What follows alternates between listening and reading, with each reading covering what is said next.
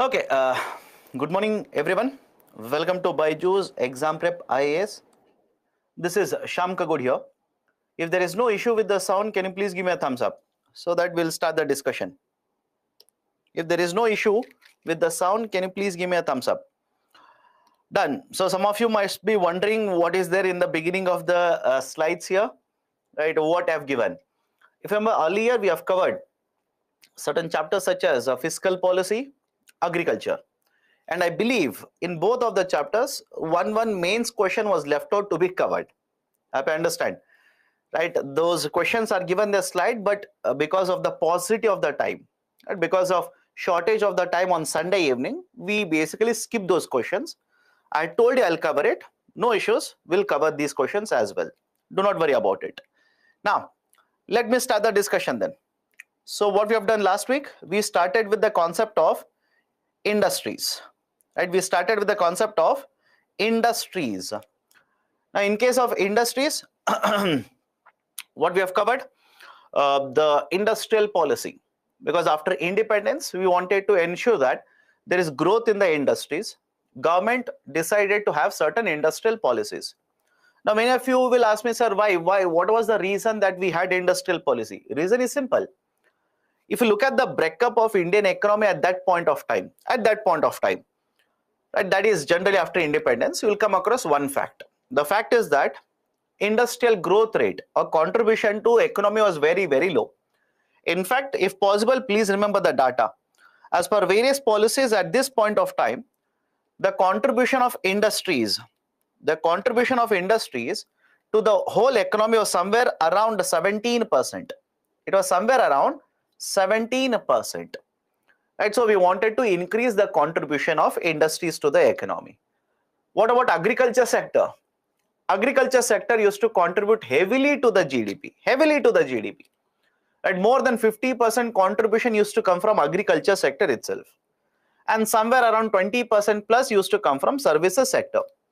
So Government of India at this point of time stated that, okay, let's implement certain policies so that we'll be able to promote industrialization, promote growth in the economy, create employment opportunities, etc., etc., etc. And today we will also start discussion on the concept of planning. We are yet to cover planning. I know that. And I'm pretty sure all of you also know that. We are yet to cover the concept of planning. Let me cover industries. Then we'll shift to the concept of planning. What you need to make an observation here, what you need to observe is very simple.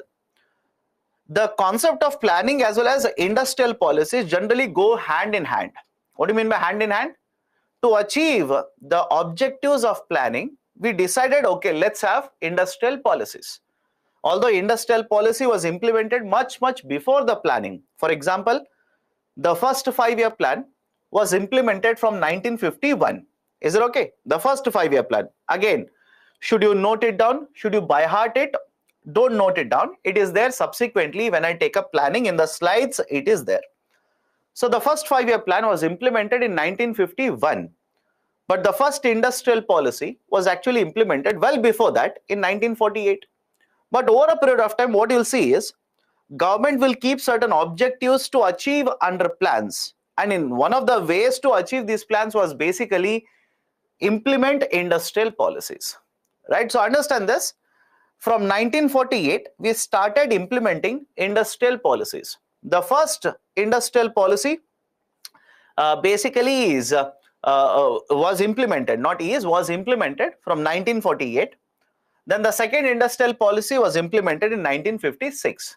But later, many more industrial policies have been implemented. Do you have to by heart everything for civil services examination? Not required. Remember the most important industrial policies. One is 48. Second one is 56. Between 48 and 56, there was also a regulation act in 51. Then comes right basically the concept of new industrial policy of 1991 or liberalization, privatization and globalization reforms of 1991. Now, these policies are very much important, relevant even today. So please by heart or remember at least the concepts related to these industrial policies. But are these the only industrial policies? Of course, no. You are supposed to know the industrial policy of Startup India, which we'll discuss today. You are supposed to know the policy of Make in India, right, etc. These are very much relevant even today. Right? That's a reason today, once we are done with these concepts, we'll take up certain important industrial policies which are there in the current affairs, have a complete critical evaluation of the policies. Because do not simply by heart factual information. Suddenly UPSC can ask you, right, let's say the critical evaluation of all these schemes or the policies per se. Done? So in the industrial policies, I remember it, we have discussed industrial policy of 48. What are the important points? We have basically divided all the industries into 4 categories. Simple. We have divided all the industries into 4 categories. Why the division was done? Government of India came out with a policy called as mixed economy. Government of India called Indian economy as a mixed economy. Now the question was, which of the industries will come under the complete control of the government, which will be provided for private sector for participation? And that is the precise reason we had category 1, category 2, category 3 and category 4. Category 1 completely under the control of the government. For example, railways, communications, atomic energy, etc. Right, there again, right, private sector, whether it is allowed, how the units, new units, that is category 2, new units will be set up by the government of India, etc., etc. That classification we have seen. Then we have seen industrial policy of 1956, right, the concept of 3 schedules: Schedule A, Schedule B and Schedule C.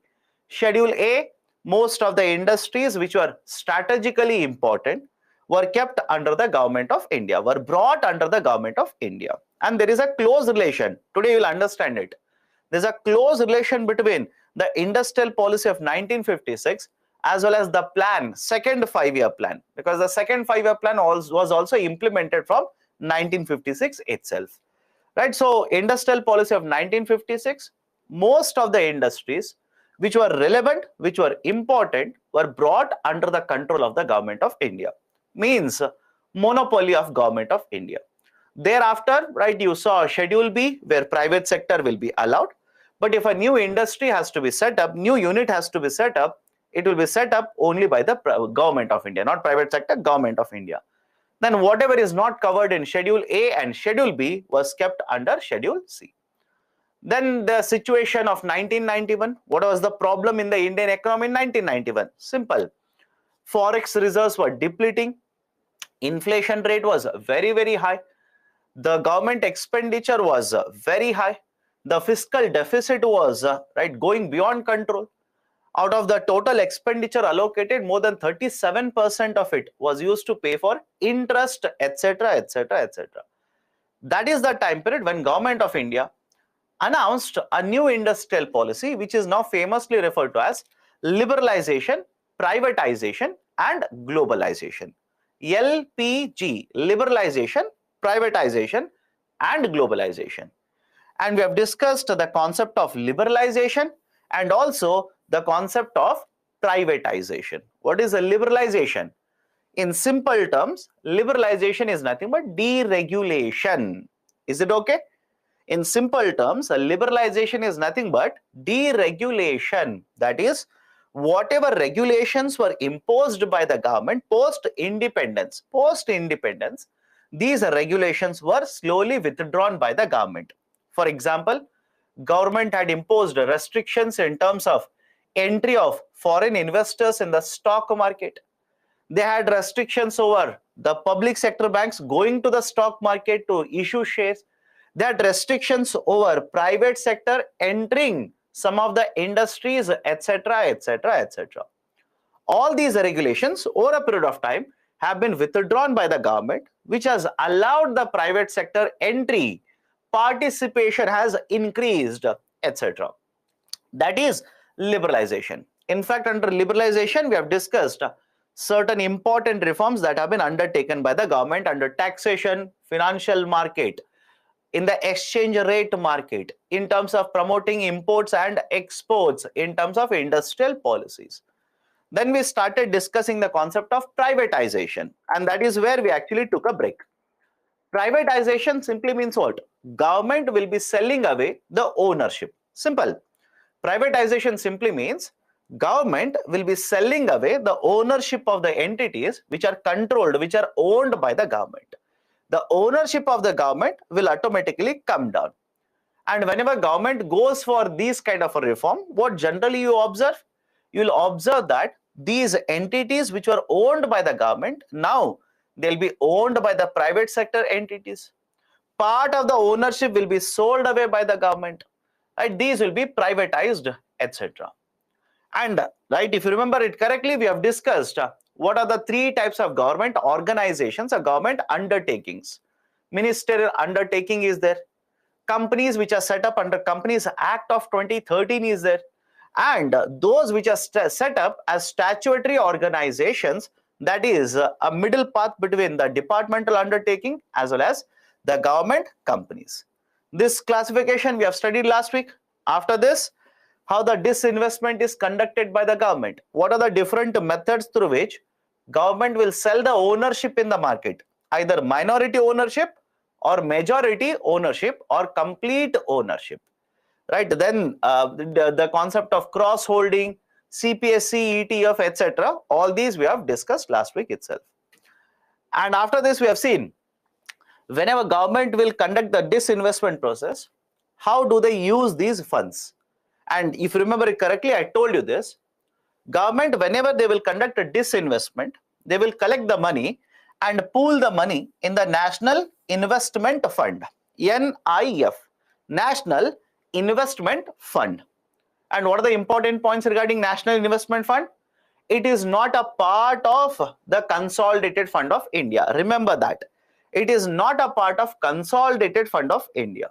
It is out of the purview. In fact, they'll simply say National Investment Fund is a type of a public account, wherein government doesn't have to take any approval of the parliament either to deposit or withdraw the funds from. So National Investment Funds, and from the National Investment Fund, the funds can be utilized for multiple purposes. For example, one way is to spend the money in development of metro projects. Another way is to give the money for public sector banks, which is called as recapitalization. One more way is to purchase the shares in central public sector enterprises. It is to invest in certain companies which are set up by the government, which are involved in atomic energy, to invest in railways, capital expenditure, etc. So these are some of the ways through which the funds within the National Investment Fund can be utilized. Now this is where we stopped. Before I start the discussion, take up the discussion further. Any doubts that you have regarding whatever we have discussed? I'll start now. This is where you have stopped last week. I remember that. So any doubts so far? Any doubts so far? Nobody wants to answer? Okay. Now let's go ahead then. Last week after the class was over, I was looking at some of the questions that you people had posed. Some of you had asked a question on, sir, what is this concept of a rights issue? You have written the term rights issue. What is the meaning of it? And one more term is recapitalization. What do you mean by the idea of a recapitalization here? Simple logic. Let's go one by one. Rights issues. What do you mean by rights issues? Follow the example here. Imagine here is a company. Okay, here is a company. The company has 3 shareholders. The company has 3 shareholders. Let's say X, Y, and Z. And all these 3 shareholders have certain amount of ownership. They already have certain amount of shares in the company. Now this company wants to further issue shares. I hope you understand the statements now. The company wants to further issue more shares. Now, whenever they want to issue more shares in the market, one of the methodologies is to go for the concept called as a rights issue. What do you mean by rights issue? Company A, before selling the shares in the market to anybody else, will offer the shares to the existing shareholders. Is it okay? Please do let me know if you're finding this difficult. Company A wants to issue shares, right? More shares in the market. Now, before issuing these particular shares to anybody else in the market, they will offer these shares to the existing shareholders. Who are the existing shareholders? X, Y, and Z. If the existing shareholders do not want to purchase the shares, then they will be sold to anybody else in the market. It could be a bank, it could be an individual, it could be anybody else in the market. To other investors in the market, we will offer these shares. This process is referred to as rights issue. This is referred to as rights issue. Okay, right? So that is basically the idea of rights issue. Second one is the idea of a recapitalization. Right? It is basically the idea of a recapitalization. What is this idea of a recapitalization? Look at the term recapitalization. Break it up. It becomes easier. Recapitalization, meaning what? There is a public sector bank, PSB. There is a public sector bank. In the public sector bank, already the government has infused capital. Government has already kept certain amount of capital with the public sector bank. All of you will agree with me? Capital means amount of money, investment. Right, sir? What do you mean by that? Imagine Government of India holds 90% of the ownership. Take a simple example. Imagine the government owns 90% of the ownership in a public sector bank. Means what? The capital, 90% of the capital is from the government itself. Now, when you say recapitalization, what do you mean by this? When you say recapitalization, the logic is simple. Government is infusing more capital into public sector bank. Is it okay? Government is infusing more capital in the public sector bank. And please understand my statement, it is done only in the context of public sector banks.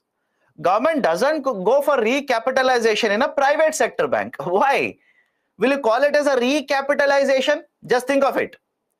Just apply your knowledge, you will understand it now. Private sector bank by nature doesn't have the ownership of Government of India. So if Government of India is infusing a capital in a private sector bank, first and foremost, will you call it as a recapitalization? One answer is no. Second one is, why will the government put capital in a private sector bank? So whenever you talk about recapitalization, always remember this. It is public sector banks, PSBs. Point number one. Point number two.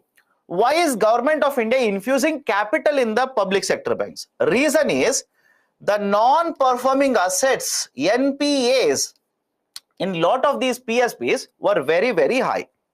Is the logic okay? The non-performing assets in large number of the public sector banks was very high. And when the NPAs are very high, what do you think will happen to profitability? What do you think will happen to profitability of these public sector banks? Profitability will be very, very low.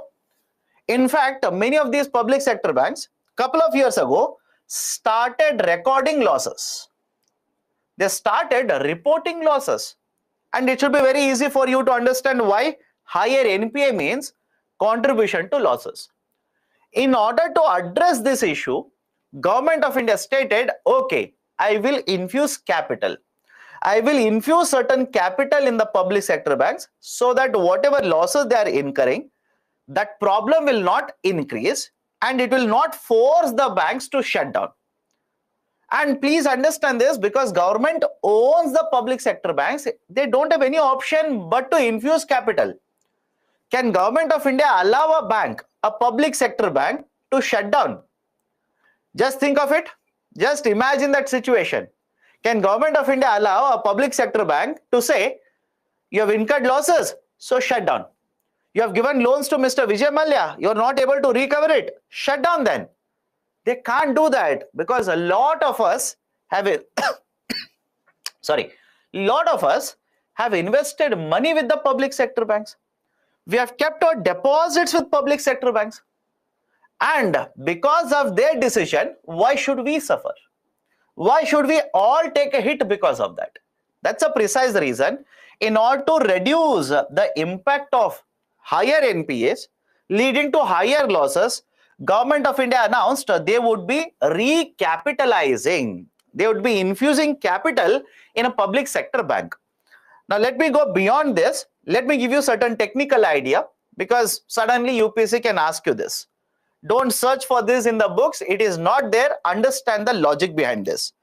And many of you, I know you will get confused with the process. But wait for the completion of the process. Then you will understand the logic behind it. How the recapitalization is done in a public sector bank. Follow this carefully. How does Government of India provide for recapitalization in a public sector bank? Let's start. Here is a public sector bank and here is Government of India. From the National Investment Fund, Government of India will provide certain amount of money to public sector bank. Let's say hypothetically, they will take 100 crore rupees, and understand this carefully, they will purchase the recapitalization bonds which are issued.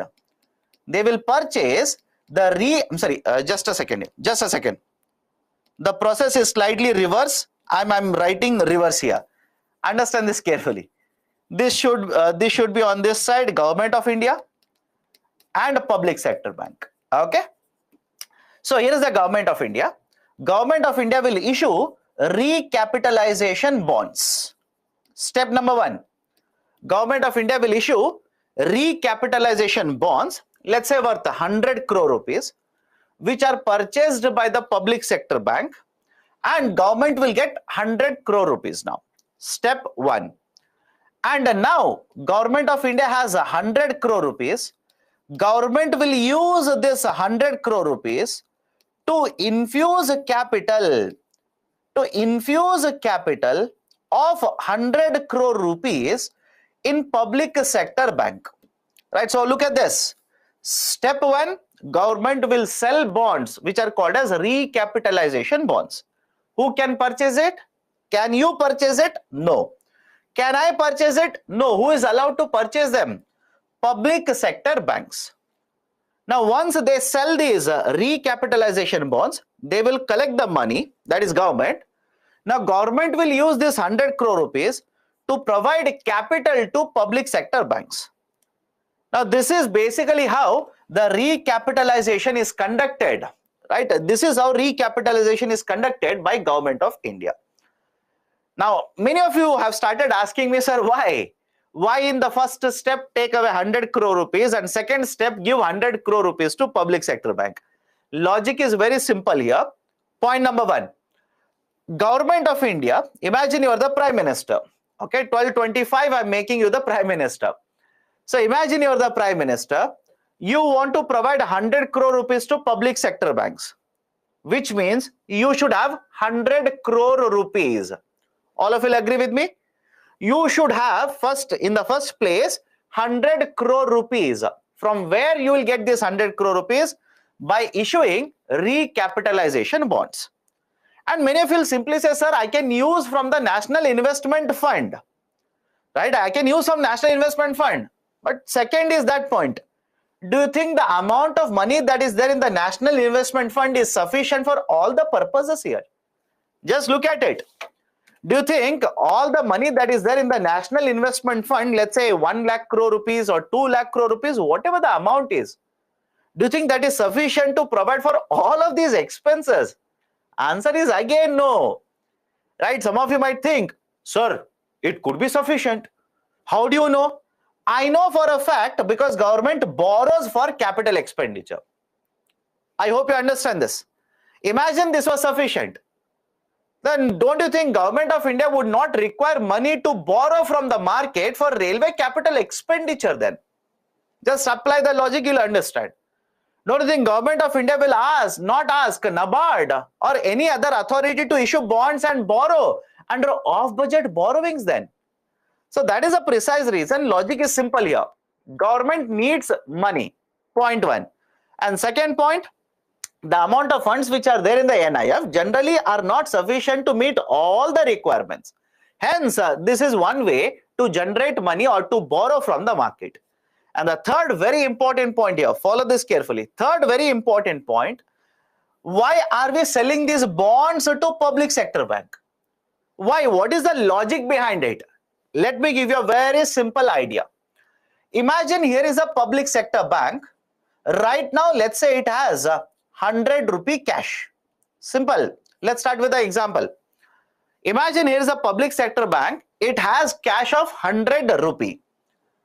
Now, imagine the second step here. The public sector bank will use that 100 rupee, will purchase a recapitalization bond of Government of India whose worth is 100 rupees. So in the first step, cash of 100 rupee.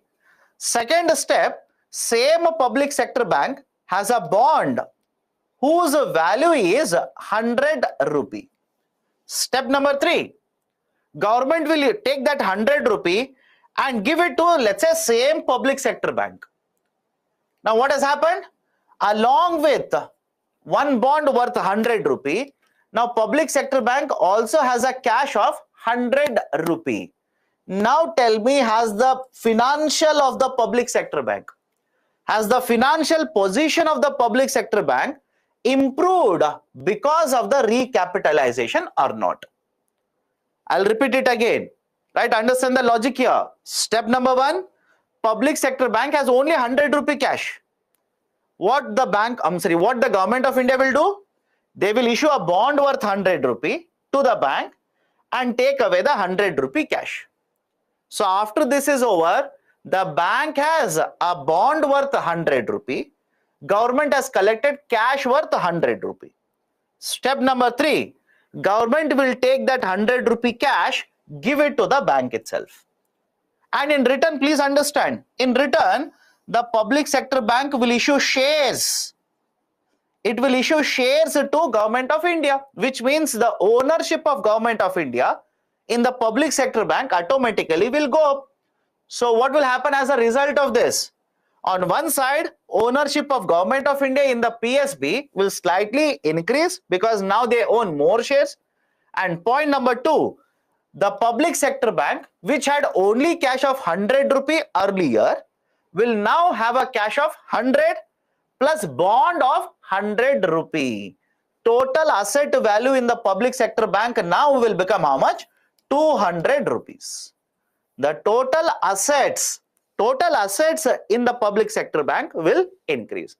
Will it not improve the financial position of the bank here? That is the whole idea.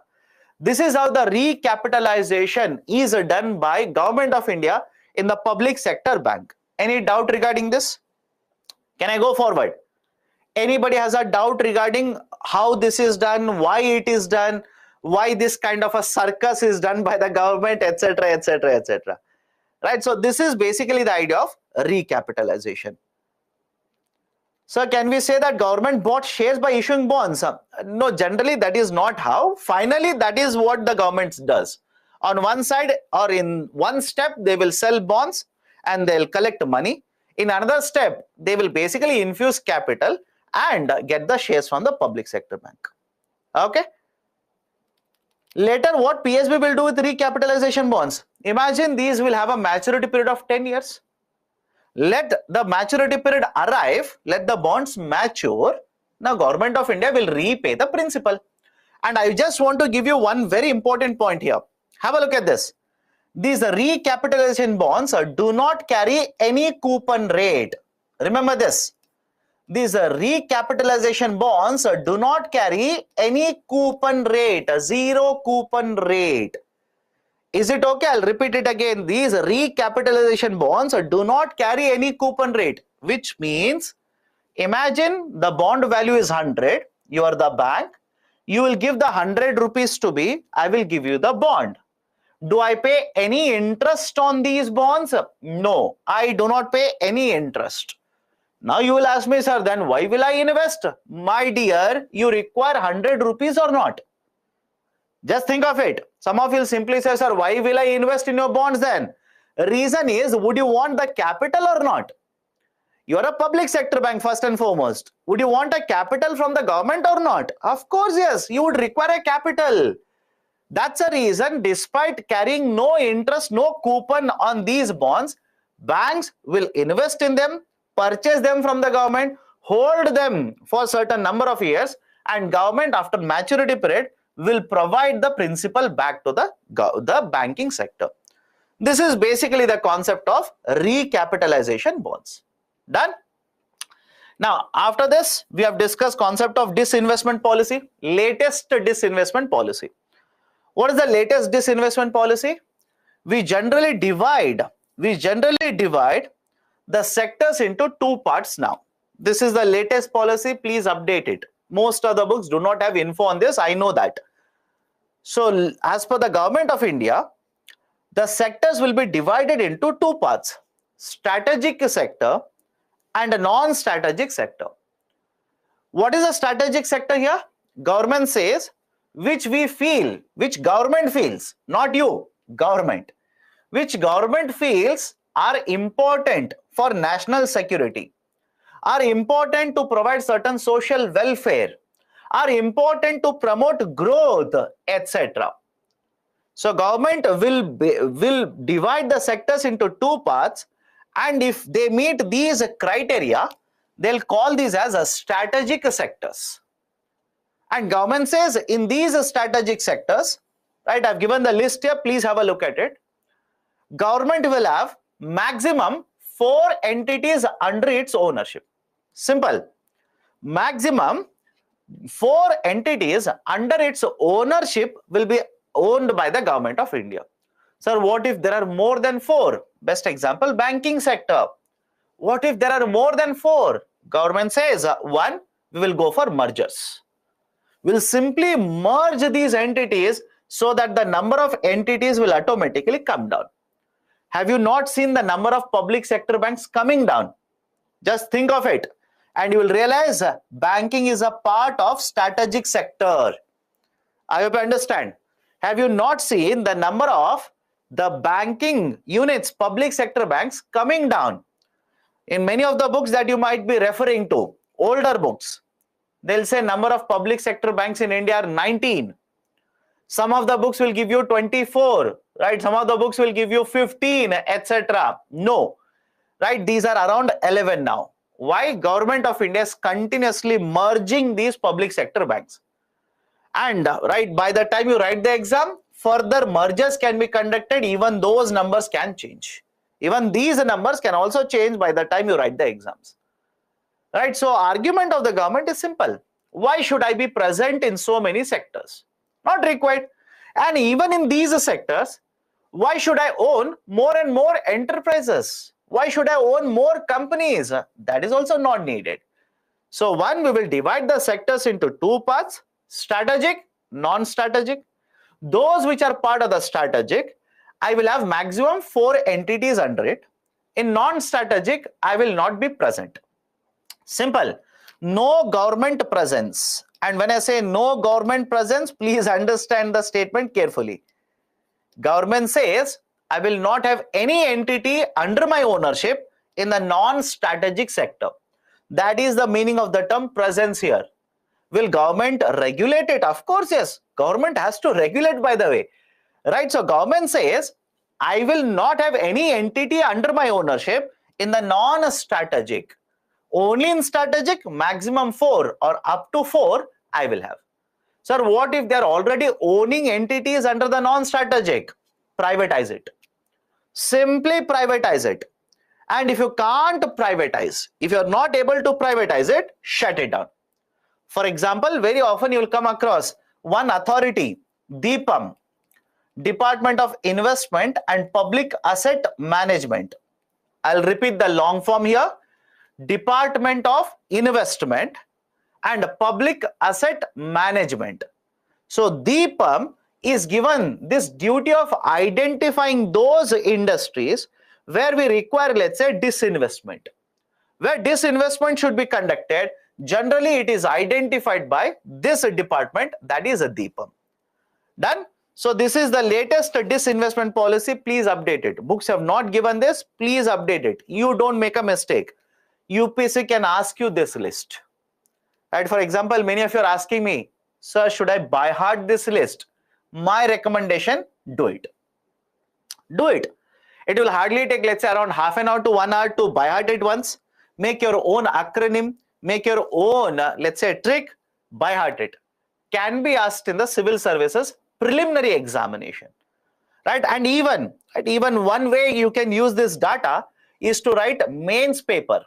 For example, let me give a very simple question like this. In order to improve the finances of Government of India, the government in recent times has taken various measures. Elaborate. Simple question. I hope you understand the statement. Again, I'll repeat it. In order to improve the finances, the government in recent times has taken various reforms. Elaborate. Now, can I add, just think of this and give me an answer. Can I add one of the point as a new disinvestment policy? Just think of it. Again, I'll repeat it. As one of the reforms that the Government of India has taken to improve the finances of Government of India, to improve the budgeting policy of the Government of India, will be nothing but a disinvestment policy. Anybody having a point or having a problem here, please do let me know. Automatically you should connect the dots. So how? My dear, if Government of India will decide to sell some of the companies, will it not be able to generate receipts? Will it not generate income? Point number one. If there are certain, let's say, loss-making companies, what would you suggest? Government keep on spending money on these companies or sell them off? Can I give an example? Air India. Right? In case of Air India, though it has not provided any profits to government in the last couple of years, government used to provide assistance to Air India very often, because the employee salaries has to be paid, because they have to pay for certain maintenance, etc. So now Government of India is spending a lot of money on maintenance of Air India. So don't you think it makes more sense to sell the company off in the market rather than, right, using the money to maintain the company? Right, so this is how you can basically connect the idea of a disinvestment policy, new disinvestment policy, in order to say that, okay, this is one measure which has been undertaken by the government to promote better budgetary policies, to promote better financial decision making. Now, we'll start with a new concept. National Monetization Pipeline, NMP. I'll be discussing two very important concepts here. One is National Monetization Pipeline. Second one is National Infrastructure Pipeline. Simple. One is a National Monetization Pipeline, NMP. Second one is a National Infrastructure Pipeline, NIP. Both are different. Understand both of them. Now, until now, what we have discussed under the concept of privatization, government will sell the company. Simple. Government has ownership. Government will sell the company. Now, under the monetization pipeline, NMP, government doesn't sell the companies, government doesn't sell the assets, government will simply lease the assets. Is it okay? I'll repeat it again. Under National Monetization Pipeline, government doesn't sell the asset. Government is basically leasing out. Leasing means giving it on rent to somebody else in the market for, let's say, around 30 years. So lease period of 30 years is given, and for these years, when the lease is provided for, let's say, a private sector entity, the private sector entity will provide certain revenues to government. Sir, is that possible? I'll give a very simple example. Just think of it. Imagine there is a ground which is constructed by the government, or a stadium which has been constructed by the government. Government says, one, we are not able to utilize this asset, or we are utilizing the asset but we are underutilizing it. Under means efficiently we are not able to use the infrastructure. So rather than continuing to keep it under my ownership and use it, what if I basically lease it out? I will give it on rental basis to somebody else in the market. Let's say a cricket team will take this on rental basis for 30 years. And this cricket team will pay money to Government of India. Is the logic okay? This is basically the application of National Monetization Pipeline. Is it okay? Right? I'll repeat it again. Imagine there's a stadium. Government is not able to generate sufficient revenues from it. So government says, I will give it on rental basis for 30 years to somebody else. Let them use the stadium, let them utilize it, and let them pay the money to me. Right? Certain amount of revenue, let them pay to me. Right? And this rental basis, or let's say lease period, will be for 30 years. This is basically the idea of a national monetization pipeline. Can we do the same thing for railway platforms? That is railway stations. Can we do the same thing for road infrastructure? Can we do the same thing for, let's say, buildings which are owned by Government of India?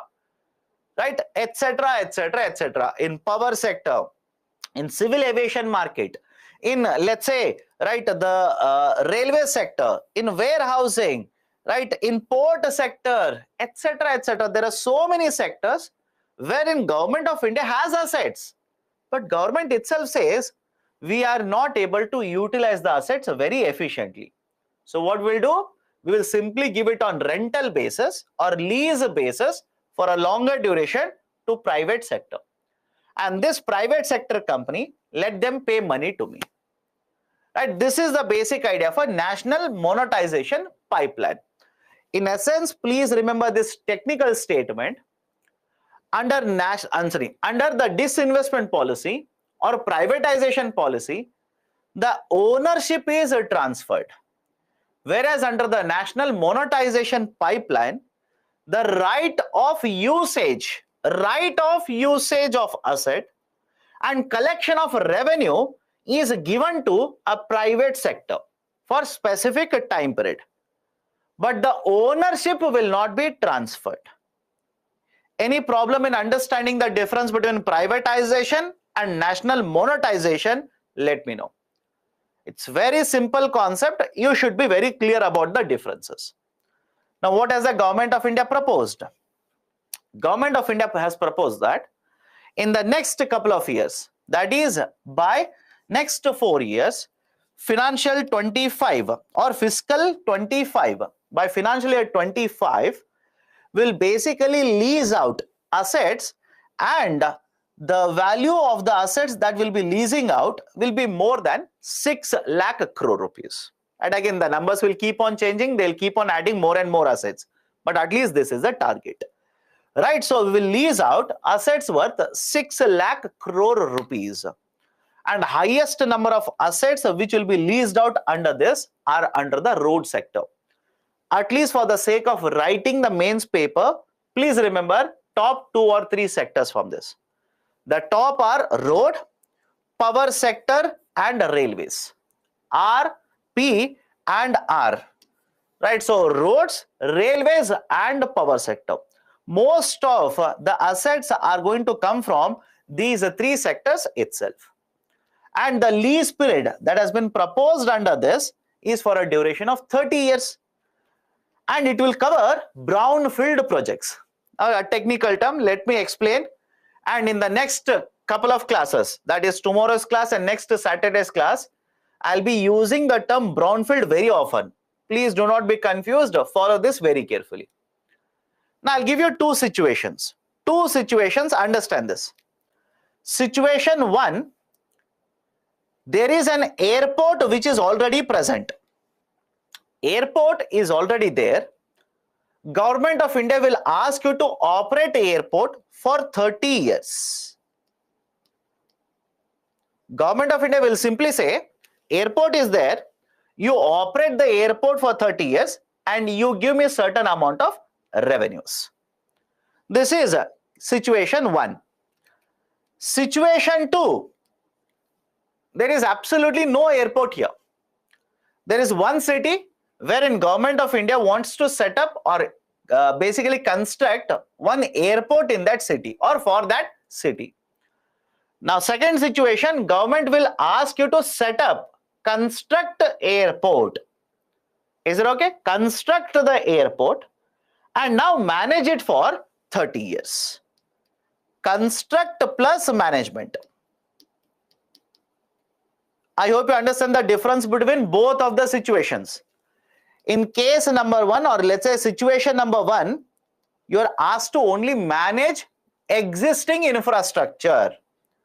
In the situation 2, you are asked to construct the infrastructure and then manage the infrastructure. The difference between both of these situations is that under S1, the infrastructure is already present. You do not have to build any infrastructure. The project is already there. Whereas in the situation 2, that infrastructure is not there. You will have to start the project from scratch. Is it okay? From scratch means from the beginning. This is called as a brownfield. This is referred to as a brownfield infrastructure project, and this is called as a greenfield infrastructure project. Any difficulty in understanding what is greenfield and what is brownfield? Let me know, because I'll keep on using these two terms for the next couple of sessions, right? So basically the idea is the greenfield means the construction has to be done. Infrastructure project has to be constructed. Whereas the brownfield means the infrastructure is already present, you'll have to maintain it. Right? So greenfield, brownfield. Now have a look at this. In case of national monetization pipeline, the government of India will be leasing out brownfield projects or greenfield projects. Just think of it now. In case of NMP, are they going to cover brownfield or greenfield? They are going to cover brownfield infrastructure projects, and I've written that clearly in the slide as well. Right? They are not going to allow you to construct a project there. The project is already there. Airport, it's already there. Right? Let's say a thermal power plant, it's already there. Bus station, there. Railway station, it's already there.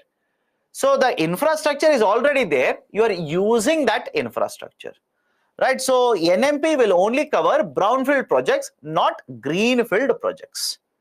Right? So this is the basic idea of national monetization pipeline. Now, what is the advantage of national monetization pipeline? First, it will unlock the value of the asset.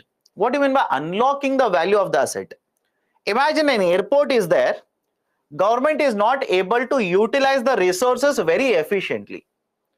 So government says, let the private sector operate the airport, which means now private sector, through their resources, will start providing better quality of services to customers.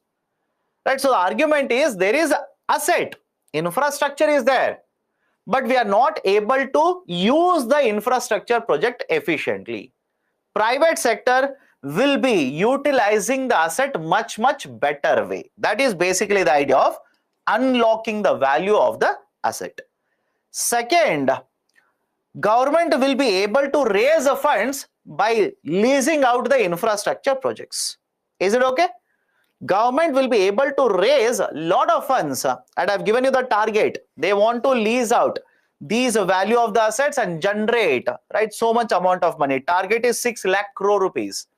So government will be leasing out these assets, generating, right, 6+ lakh crore worth of money. And trust me, this is relevant. This is very important. Why? Because in the next topic, right after this NMP, will come across one more policy of the government, National Infrastructure Pipeline, NIP, National Infrastructure Pipeline. Under National Infrastructure Pipeline, Government of India has a target of spending more than 111 lakh crore rupees. More than 111 lakh crore. Of course, all of this money will not come from the center. A substantial part will come from the center. So now the question arises, if you want to spend so much amount of money, right, whatever the number, don't worry. If you want to spend so much amount of money, from where you will be able to generate the amount?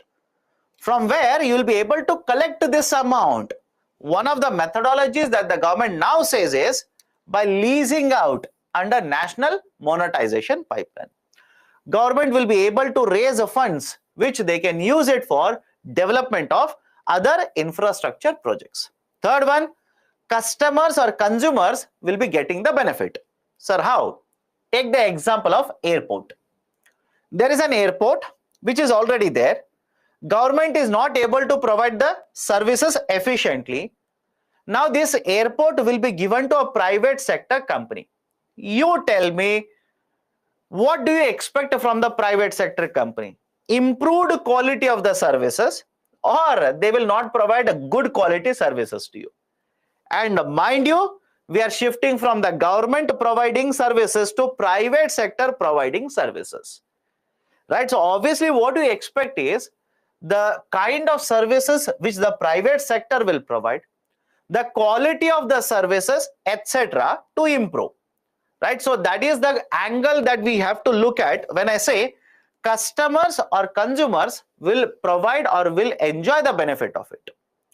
And the next one, if the model of monetization will work at the central level, we can also emulate, copy the same model at the state level. We can ask the state governments also to use their assets to monetize, raise money, and use it for development of infrastructure purposes. And this is important for a simple reason. Today the states are heavily dependent on the central government. Is it okay? States are heavily dependent on the central government. The municipalities are dependent on the state government as well as central government. So rather than having this kind of a dependency, why not allow them to raise their own resources which they can utilize for any of these types of infrastructure projects, right? That is the advantage related to the National Monetization Pipeline, NMP. Now these are the advantages. What are the concerns here? What are the certain important, right, let's say troubling factors related to National Monetization Pipeline? One, how will you identify the value of the asset? I said Government of India wants to lease out, let's say 1.6 lakh crore worth of assets in railways, roadways, etc., etc. Now the question arises, how? Whether the private sector, if it is interested in that, obviously they would want to provide more and more revenue to the government. If the private sector is not interested in the infrastructure project, then obviously the amount of revenue that the government will earn, rent in simple terms, the amount of revenue that the government will earn will obviously be lower. And moreover, understand this very carefully. How these projects would be allocated? Will there be any transparency in the methodology, or will there be opaqueness in the methodology? Again, I don't want to make the debate political here, but I'm pretty sure all of you know what is happening in the Indian economy. Whether you agree, disagree, etc., again, please don't enter into all of it. All I'm trying to say is this is one of the concerns. Is it okay? This is one of the concerns, whether the allocation of the assets, will they be done in an efficient manner, keeping in mind revenue generation as a prerogative, or there will be some corruption in the system. There will be quid pro quo in the system, as a result of which the government will suffer under revenues or lower revenue collection, and the assets would be allocated to, let's say, relatives of the government officials.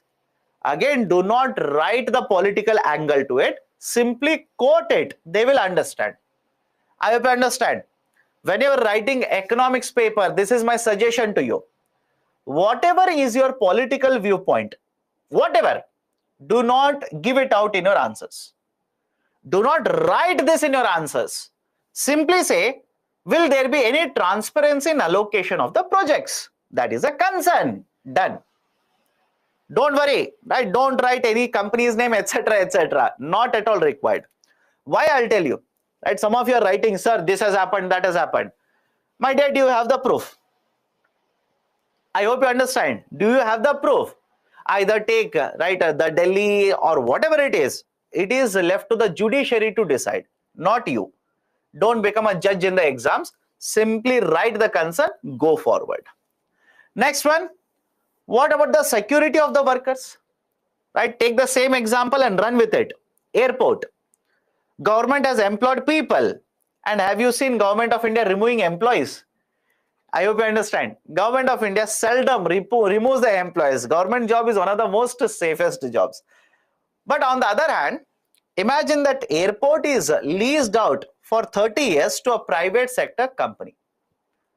Now, don't you think the private sector company obviously will look at the requirement of manpower. Is it okay? They will see that, okay, 80 people are there. I don't require 80 people, remove 10 people. So what will happen to the security of the workers in these infrastructure projects? If private sector takes over for 30 years on lease basis, obviously there is a danger that some of the employees would end up losing the job. Third one, if the private sector will spend money on this project, the capital expenditure will be limited in other projects. What do you mean by this? Let me give a very simple example. Imagine you have 100 rupees. Imagine you have 100 rupees. Now you wanted to spend this 100 rupees to purchase a book. You wanted to use this 100 rupee to purchase a book. But your friend will call you and say that let's go to a movie. So what you will do? Rather than spending on the book, you will take the 100 rupee, go to, let's say, INOX or PVR, etc. and watch a movie in the theater. Now tell me, if you use the 100 rupee to watch a movie, don't you think at the end of the day, you have spent 100 rupees only? Is the logic okay here?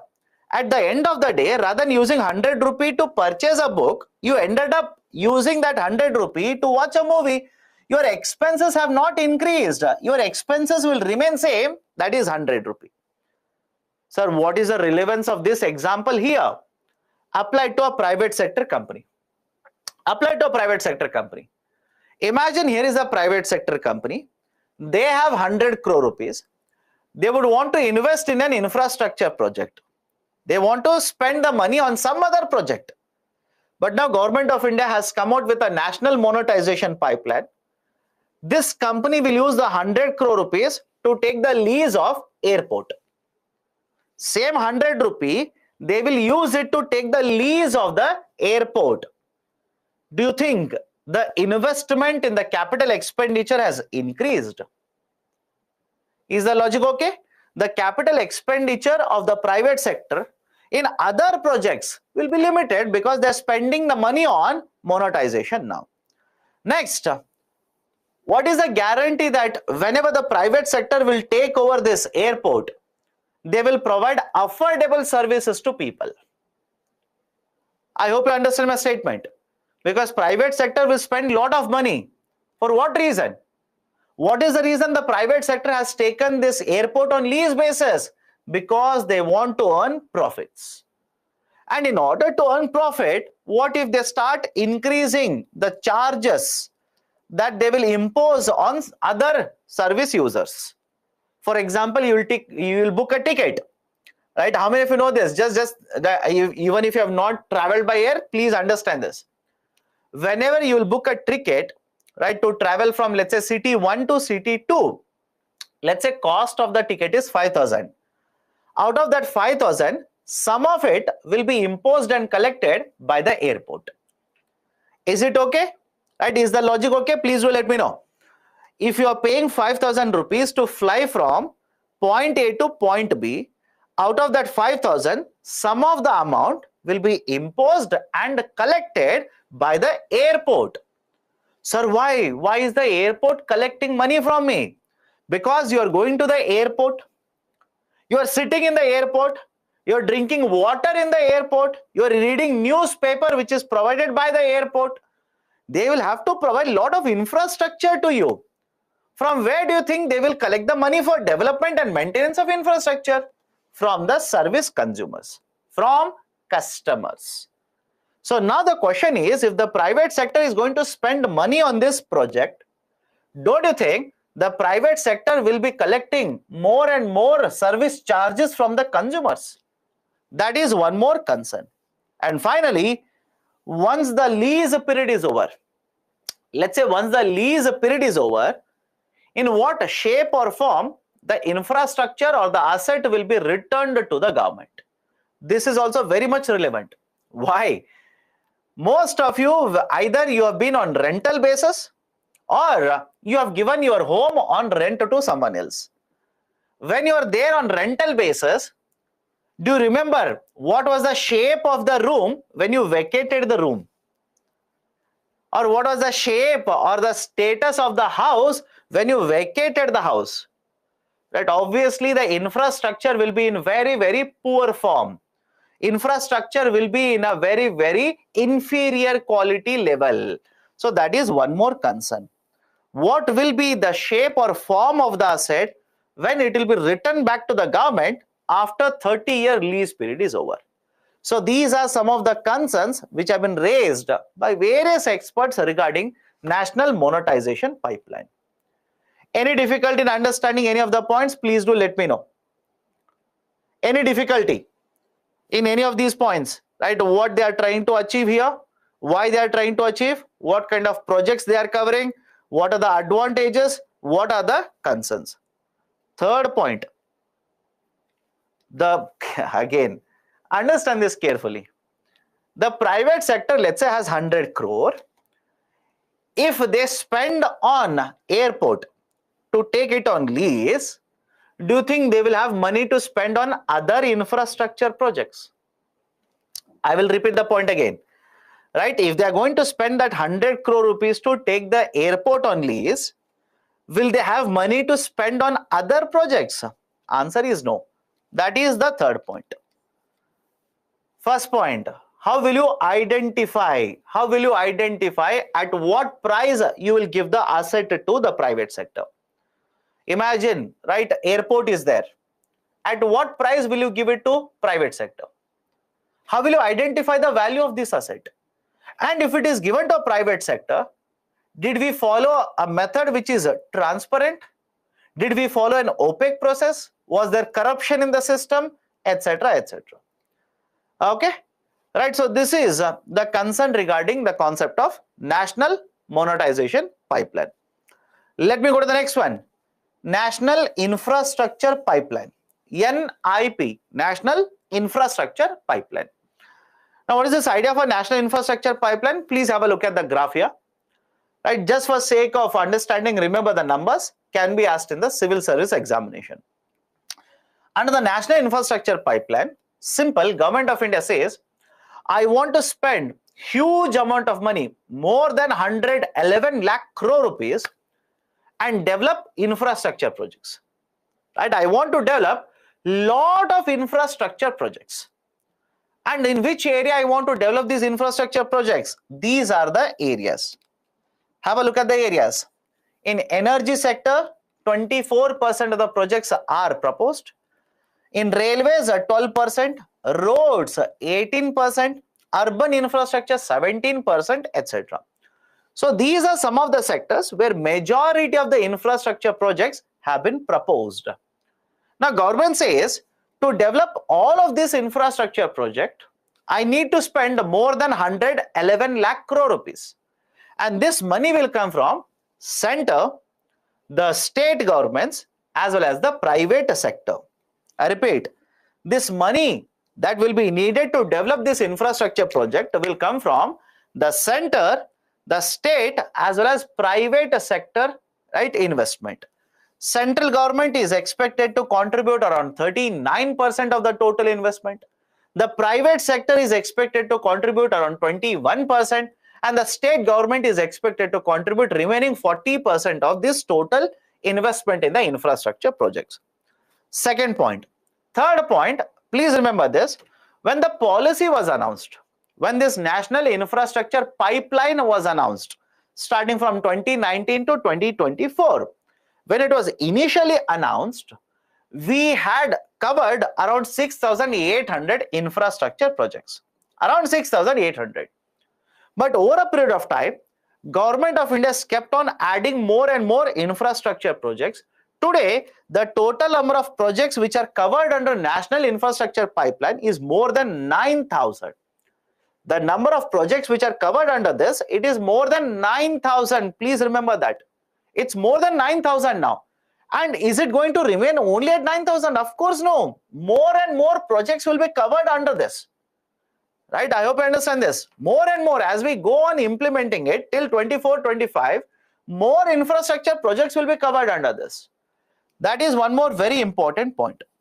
Now, right, what are the important points regarding this? I've already mentioned this. Under this, we want to spend more than 111 lakh crore, but not completely by the center. There are three components here: center, state, as well as the private sector. So even the private sector will play a very important role in promoting investment under the concept of national infrastructure pipeline. It is jointly funded by all the three. It will be implemented for the period of 2020 to 2025. Again, please understand co-terminus. Co-terminus means what? Look at the time period. It will end in 25. It will end in 25. That is 24 and 25. And what is the time period for national monetization pipeline? What is the time period for national monetization pipeline? National monetization pipeline will also end in 24 and 25. That is basically the time period for which NMP is implemented. It is co-terminus. Co-terminus means it will be implemented along with NIP and it will also end along with NIP. So 24 and 25. Right. So that is one more point. Please remember. The sectors which are covered under this are, as usual, the power sector, roads, railways, urban infrastructure, etc. What are the objectives? What are we trying to achieve under National Infrastructure Pipeline? One, we want to develop world-class infrastructure projects. Simple. We want to ensure that the infrastructure projects which we are going to develop, they will have world-class. What do you mean by world-class quality? Simple. Let me give you a current affairs example so that you understand it. All of you heard of Delhi-Mumbai Expressway. Let me know. All of you have heard of Delhi-Mumbai Expressway. And if you have been reading about that infrastructure project, don't you think whatever facilities we are providing on that infrastructure project meets global standards? Is it okay? Whatever project we are providing, the quality, the services, right, etc., we are meeting the global standards now. That is, you take the number of lanes, 4+4. You take connection to the other parts of India. For example, textile parks are there. Industrial parks are there. We are connecting all of them. There are certain tribal regions. We are basically promoting development even in the tribal regions. For example, you must have heard of rural huts. Along this expressway, at many places, we are promoting setting up of rural huts. You will have to read all of it. Don't search for these in books. Many of you will keep on asking, sir, where do I get it? My dear, in the newspapers. You'll have to read newspapers. That's the reason. Somehow you'll have to get information about all of this. So have a look at this. Whatever infrastructure we want to develop, we should be meeting global standards. Right? So one, develop world-class infrastructure. Second one, higher capital expenditure will always have a multiplier effect. Again and again, we have come across the term multiplier effect. What do you mean by multiplier effect? If you increase your investment by, let's say, 1 rupee, as a result of that, total GDP value will increase by how much? Again, I'll repeat it. What do you mean by multiplier effect? It is the impact of increased investment on GDP value. Right? And is it okay if I say that higher the multiplier effect, beneficial for Indian economy? I'll repeat it again. Higher is the multiplier effect, more the benefit for Indian economy. For example, if you have a multiplier effect of, let's say, 4, what does it mean? If you have a multiplier effect of 4, what does it mean? If government of India will increase the investment, let's say, by 1 rupee, the overall GDP value will increase by 4 rupee. That is considered good. That is considered good. And generally, whenever you talk about infrastructure projects, I repeat, whenever you talk about infrastructure projects, multiplier effect is in the range of 3.5 rupees to 5.5 rupees. That is, if you increase your investment by 1 rupee, automatically the GDP value will increase by more than 3 rupees, more than 3.5 rupees, or more than 5 rupees. So it will have a higher multiplier effect. Third one, it will also attract a lot of investment. So how is that possible? I'll give a very simple example. Imagine a world-class highway is constructed now between two places, let's say A and B. A world-class highway is constructed.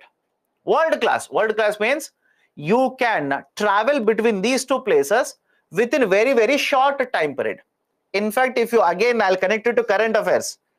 Delhi-Mumbai Expressway, right? The time period that is required to travel between these two destinations will be cut by half because of this.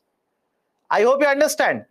The travel time period now between these two destinations, and these two are very important industrial areas, it will be reduced by half.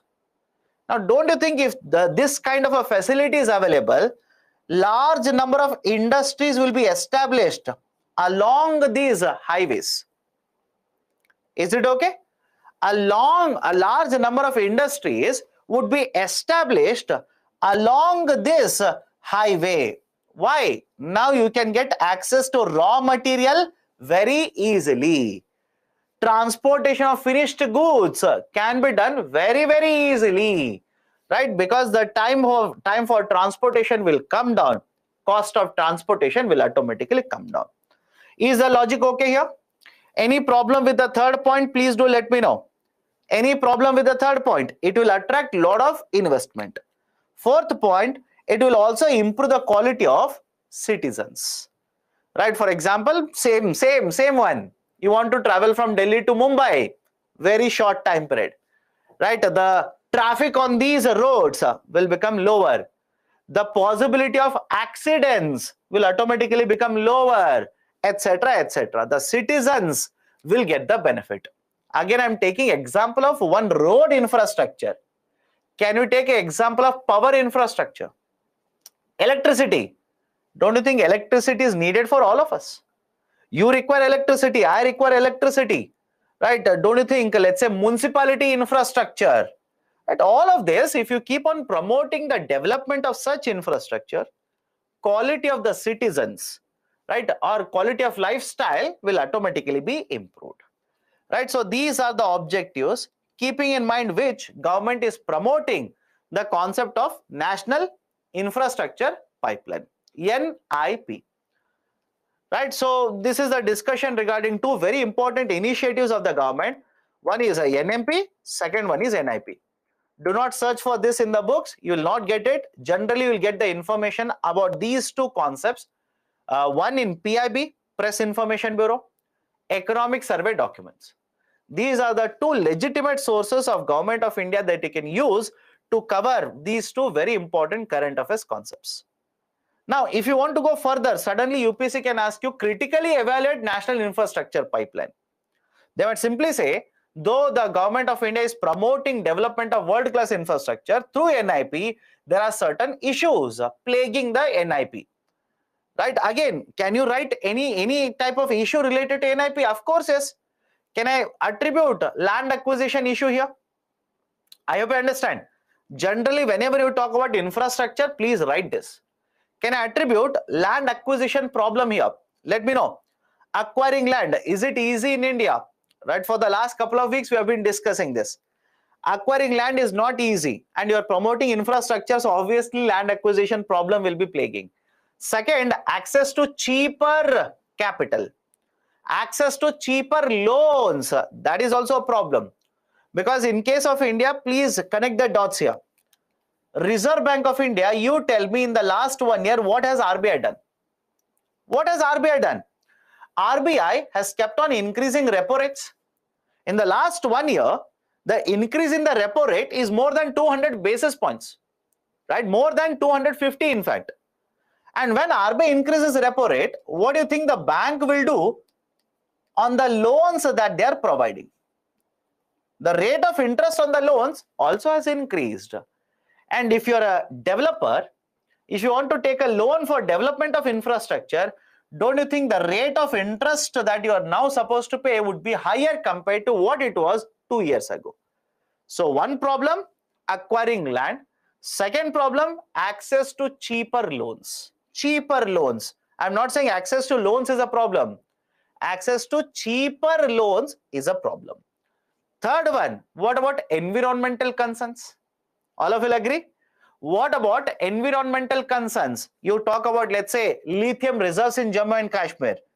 Don't you think there is a concern over environmental degradation that could happen because of mining? You talk about, let's say, Delhi-Mumbai Expressway.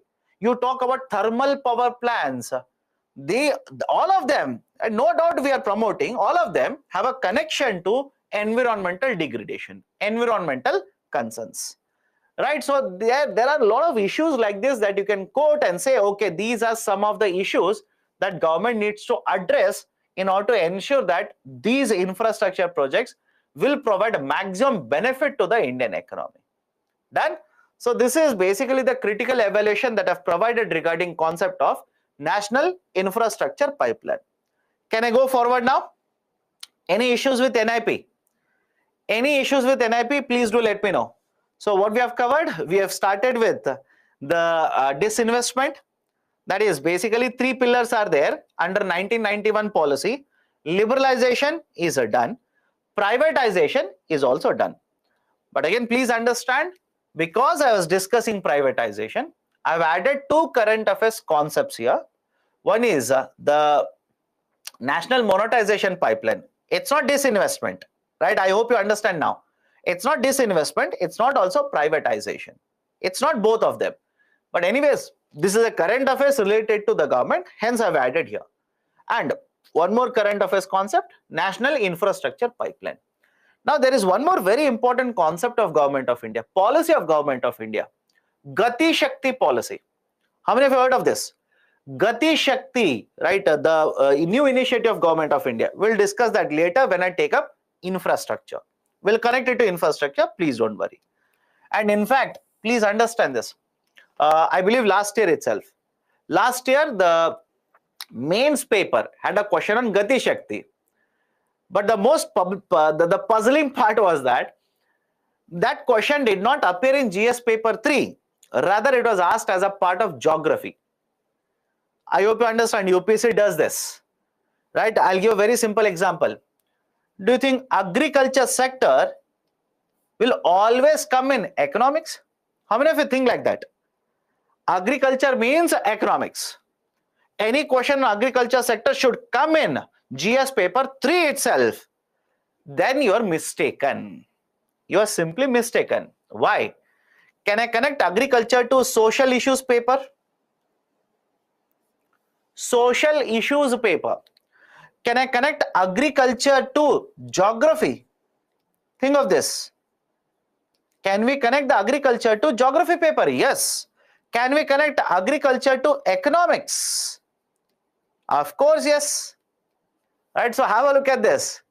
Right, so these kind of areas, these will not fall only in one area or one subject. These will come in multiple papers. And just like that, Gati Shakti concept was not asked in GS paper 3, but was asked in geography paper. Why? When you look at the geography syllabus, they will talk about infrastructure. Infrastructure can fall in economics also, it can fall in geography as well. Right? So that's a reason. Do not be confused. Do not be confused. Whatever questions they are going to ask, be ready for it. Simply be ready. That is the best way to approach civil services. You cannot go against UPSC and write in the paper out of syllabus. In bold letters, you'll write and come out of syllabus. And they'll say very good and they'll give you 0 marks. So let me go to the third one, globalization. Do not worry about Gati Shakti now, we'll cover it. We'll cover it, don't worry. I'll cover Gati Shakti also, it is important. Now let's start. Third pillar of reforms is globalization. Now what do you mean by globalization? Simple. Globalization refers to a process which is generally associated with increasing openness, growing economic independence, deepening economic integration in the world economy. All three are technical terms. I'll explain one by one. Have patience. What is globalization? It is a process wherein the economic independence will increase, right? Increasing openness will take place in the global market, and economic integration in the global economy will also increase. This is one definition. Another way to define globalization, I've given second definition. Please have a look at it. Globalization is defined as increase in the flow of goods, services, capital, people, and ideas across international boundaries. If you like the first definition, use it. If you find it is very difficult, very tricky, go with the second definition. Either ways, both are talking about the same thing. Sir, what do you mean by that? Let me explain this. Post 1991, Government of India has implemented lot of reforms. For example, today we are allowing foreign investments to come into India. Simple. Today we are allowing foreign investments to come into India. Sir, what kind of foreign investments you are talking about? One kind of foreign investment which is allowed into India is basically in, let's say, infrastructure. I'll give you examples. Understand this. It is in infrastructure. For example, Air Asia, or let's say Times Now. I can give you hundreds of examples. Accenture company, Volkswagen company, Apple manufacturing mobiles in India. They are allowed to invest in India in infrastructure. And we also have allowed foreign investment into the capital market. We have allowed the foreign investments even into capital market. Sir, what do you mean by that? We have allowed the foreign investors to purchase bonds in India. We have allowed the foreign investors to purchase shares in India. So we have allowed a lot of foreign investments. And all of this happened post 1991 in India. We have allowed foreign banks to come into India, etc., etc., etc. A simple question to you. When you do this, that is, you allow foreign companies to come into India, foreign investors to come to India, you start promoting more and more exports to the global market, you allow foreign individuals to come to India and work in India. When you do all of it, what do you think will be the outcome because of it? What will be the outcome because of this? One, don't you think the trade relation between India and the rest of the world, again put India on one side, rest of the world on the other side, the trade relation between India and the rest of the world will increase. We'll start exporting more goods, we'll start exporting more services, we'll start importing more and more goods and services. People in India will start going to rest of the world to search for jobs. People from rest of the world will come to India to search for jobs or to work in India, etc., etc., etc. So that is basically the concept of growing trade relations. Because we are following globalization methodology now, or we are implementing globalization in India, as a result of which many policies have been undertaken by the government, leading to more integration of Indian economy with the global economy. More trade taking place between India and the rest of the world. More and more exports are flowing from India. More imports are flowing into India. More investments going out of India and coming into India. That is exactly what is the definition provided here. That is the definition which is provided here. So this is basically the idea of a globalization. And how do you identify whether a country is going for more and more globalization or not? If the government in the country will reduce trade barriers. Have a look at this. If the government in the country will start reducing trade barriers. For example, last week we have discussed WTO, World Trade Organization. And in the WTO, we have discussed what kind of trade barriers can be implemented by the government. It could be tariff barrier, it could be a non-tariff barrier. So if you reduce the trade barriers, the promotion of trade automatically will take place. If you allow for technological free flow, that is, technology will come into India, technology will go out of India, free flow will be allowed without any restrictions. Financial capital, it is allowed to flow into India and out of India. Movement of goods, services, labor, etc. So these are some of the factors which indicate that a country is following globalization. And has India implemented the policies for promoting globalization? Of course, yes. For example, we are allowing foreign direct investment and foreign portfolio investment. Please do not worry about this today. Either today evening or tomorrow, we will have a complete discussion about both of them. Please do not worry. We'll cover both of them. What is FDI? What is FPI? How both are important? How both are different? Etc. etc. etc. We'll understand that tomorrow. Please do not worry. Then there is exchange rate reforms. Earlier, I hope remember, government used to have different types of exchange rate methodologies. Now, it is market determined floating exchange rate, which will help us in promoting investments, in attracting investments, in basically attracting exports, imports, etc. Controls imposed by the government earlier, for example, industrial policy of 1956, have been withdrawn by the government. Now, foreign companies are allowed to come to India, invest in the sector which was earlier reserved only for the government. So these are some of the very important reforms that have been undertaken by the government in the last 2.5 or let's say 3 decades in order to promote globalization in India. Now, if you are asked, let's say a critical evaluation, okay, if you're asked about the critical evaluation of globalization, you'll have to discuss the benefits as well as the issues or concerns related to globalization. Let's understand one by one. First one, the globalization has led to access to more and more markets, goods and services, labor pool or talent.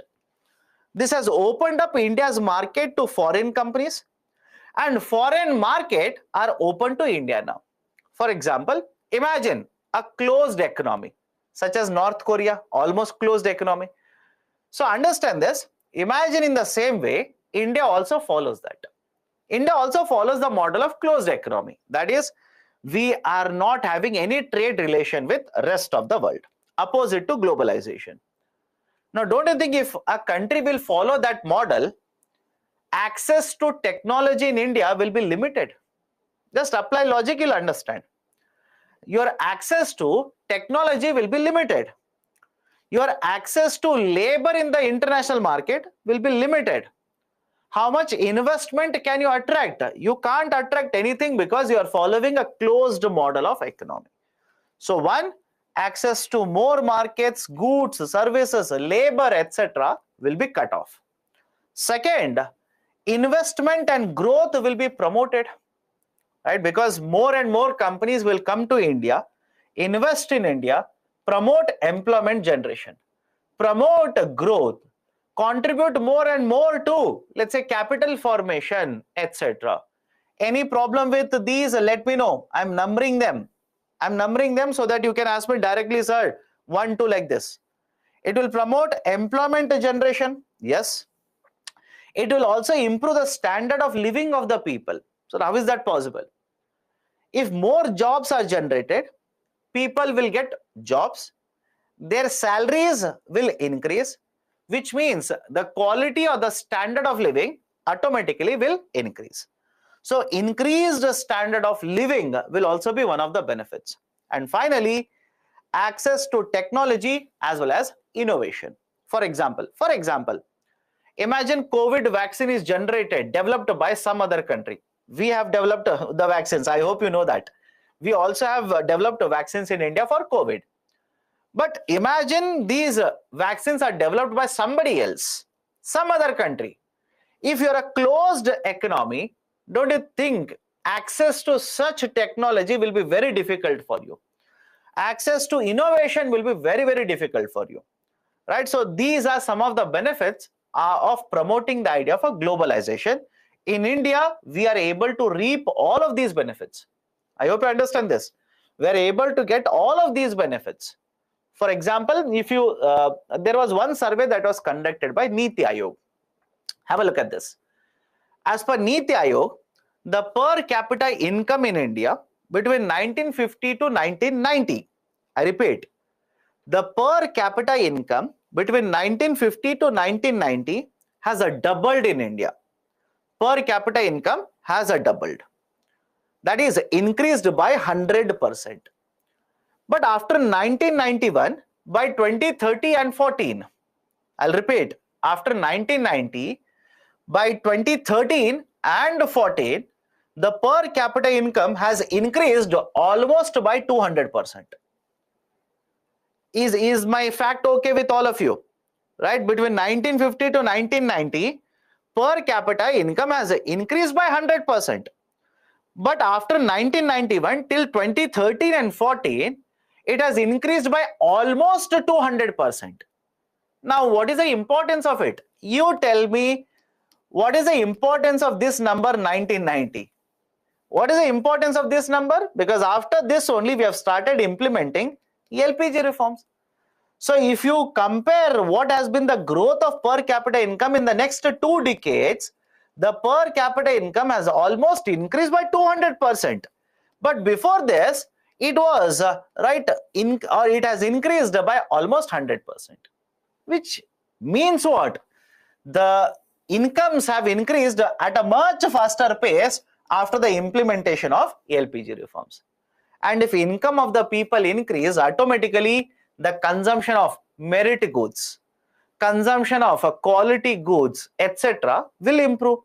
That is going to improve the standard or the quality of living of the people. So these are some of the benefits that globalization will provide to the economy. Having said so, are there any issues or concerns? Are there any problems related to globalization? Yes.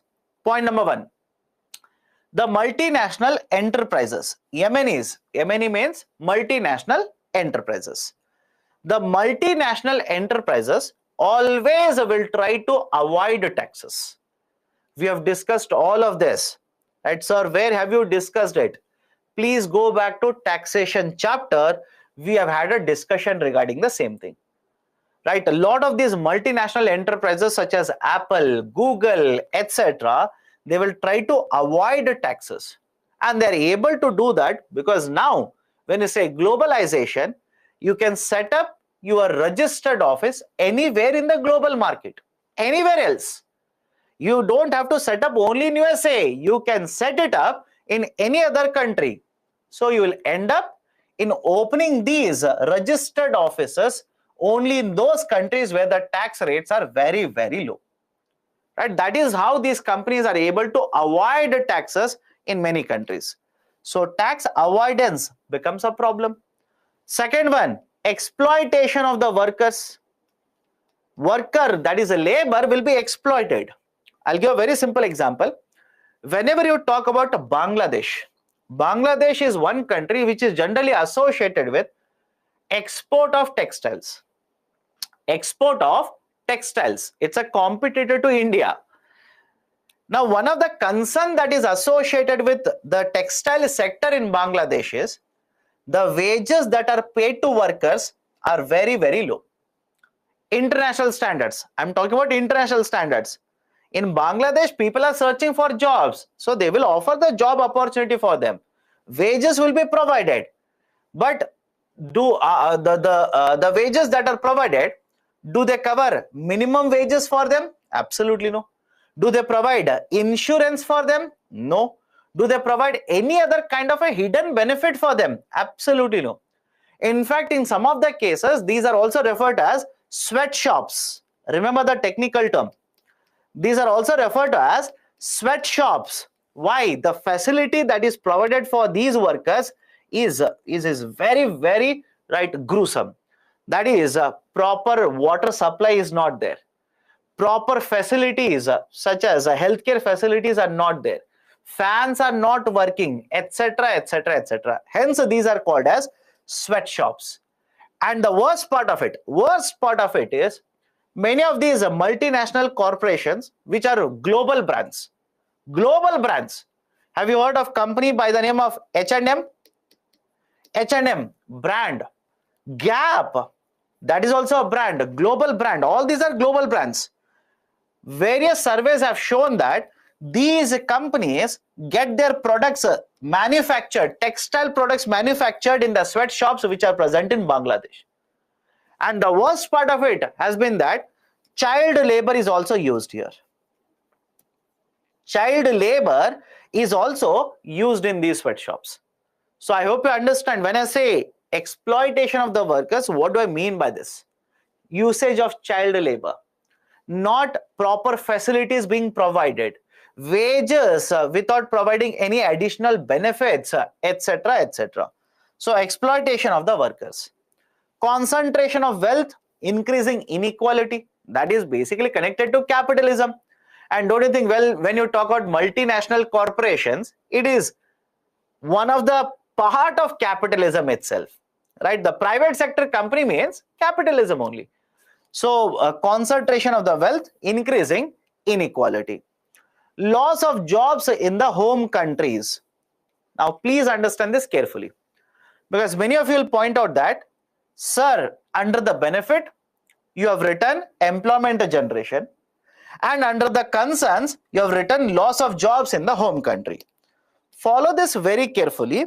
I'll start using two technical terms here. One is home country.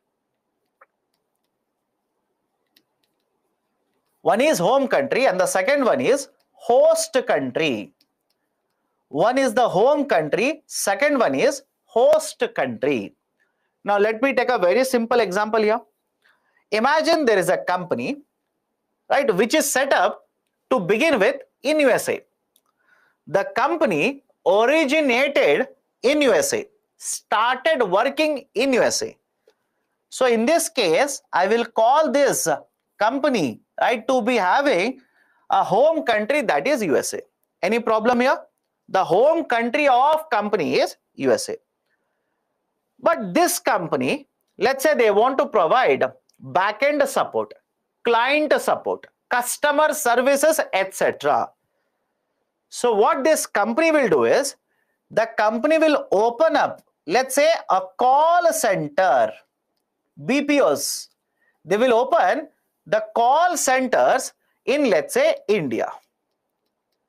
I will call this as a host country. Any difficulty in understanding this? Please do let me know.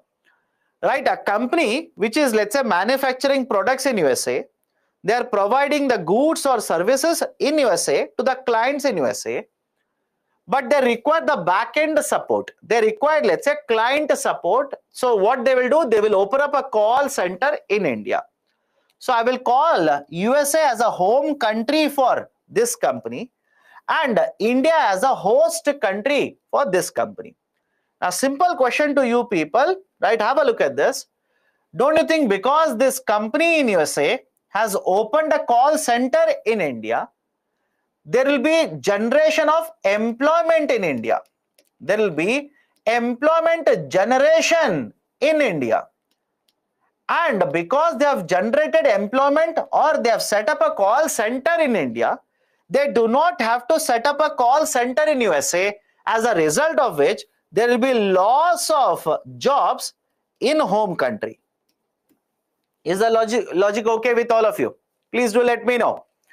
Right, because they are using, let's say, India as a bedrock or India as a country where they have set up this call center, they will create jobs in India. But because they have a call center in India, they don't have to open a call center in USA. Even if they have a call center, they will close it.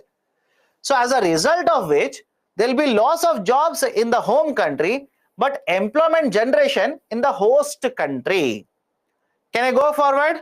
Any problem with the term home country and host country? You will often come across these terminologies. Whenever you are talking about multinational enterprises, whenever you are talking about foreign direct investment, you will come across home country as well as host country. Please be aware of it. Okay, so loss of jobs in the home country. And what about the impact on environment?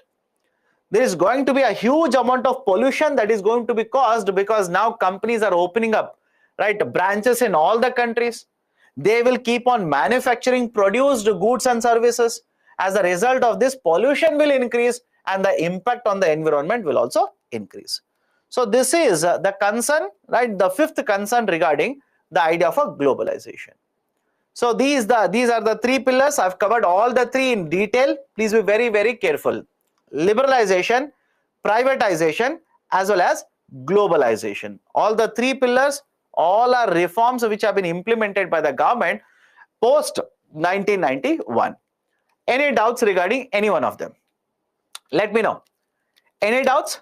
If you do not have any doubts, we'll take a break then.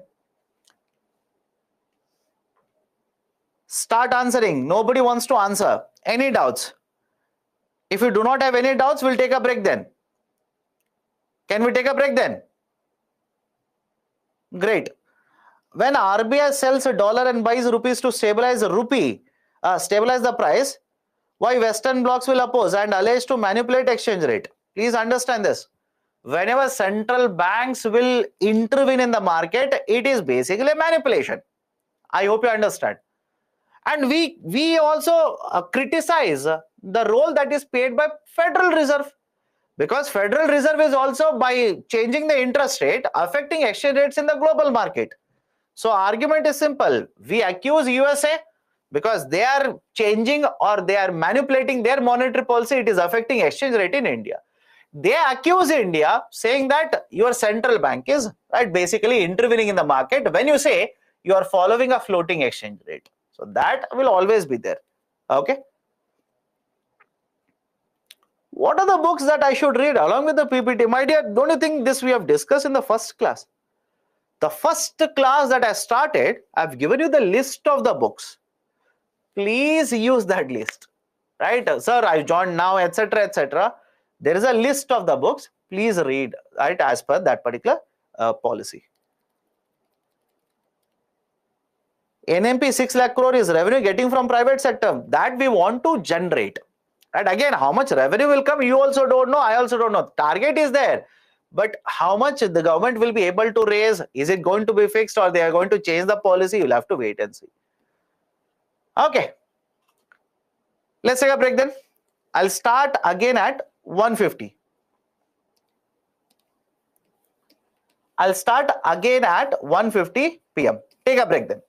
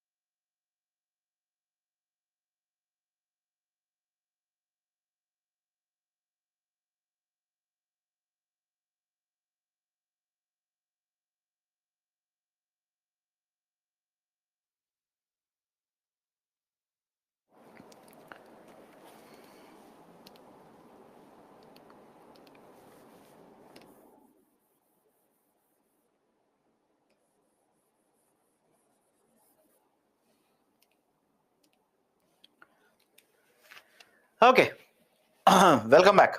Am I audible? Can we start? Can we start now? Done. Thanks a lot.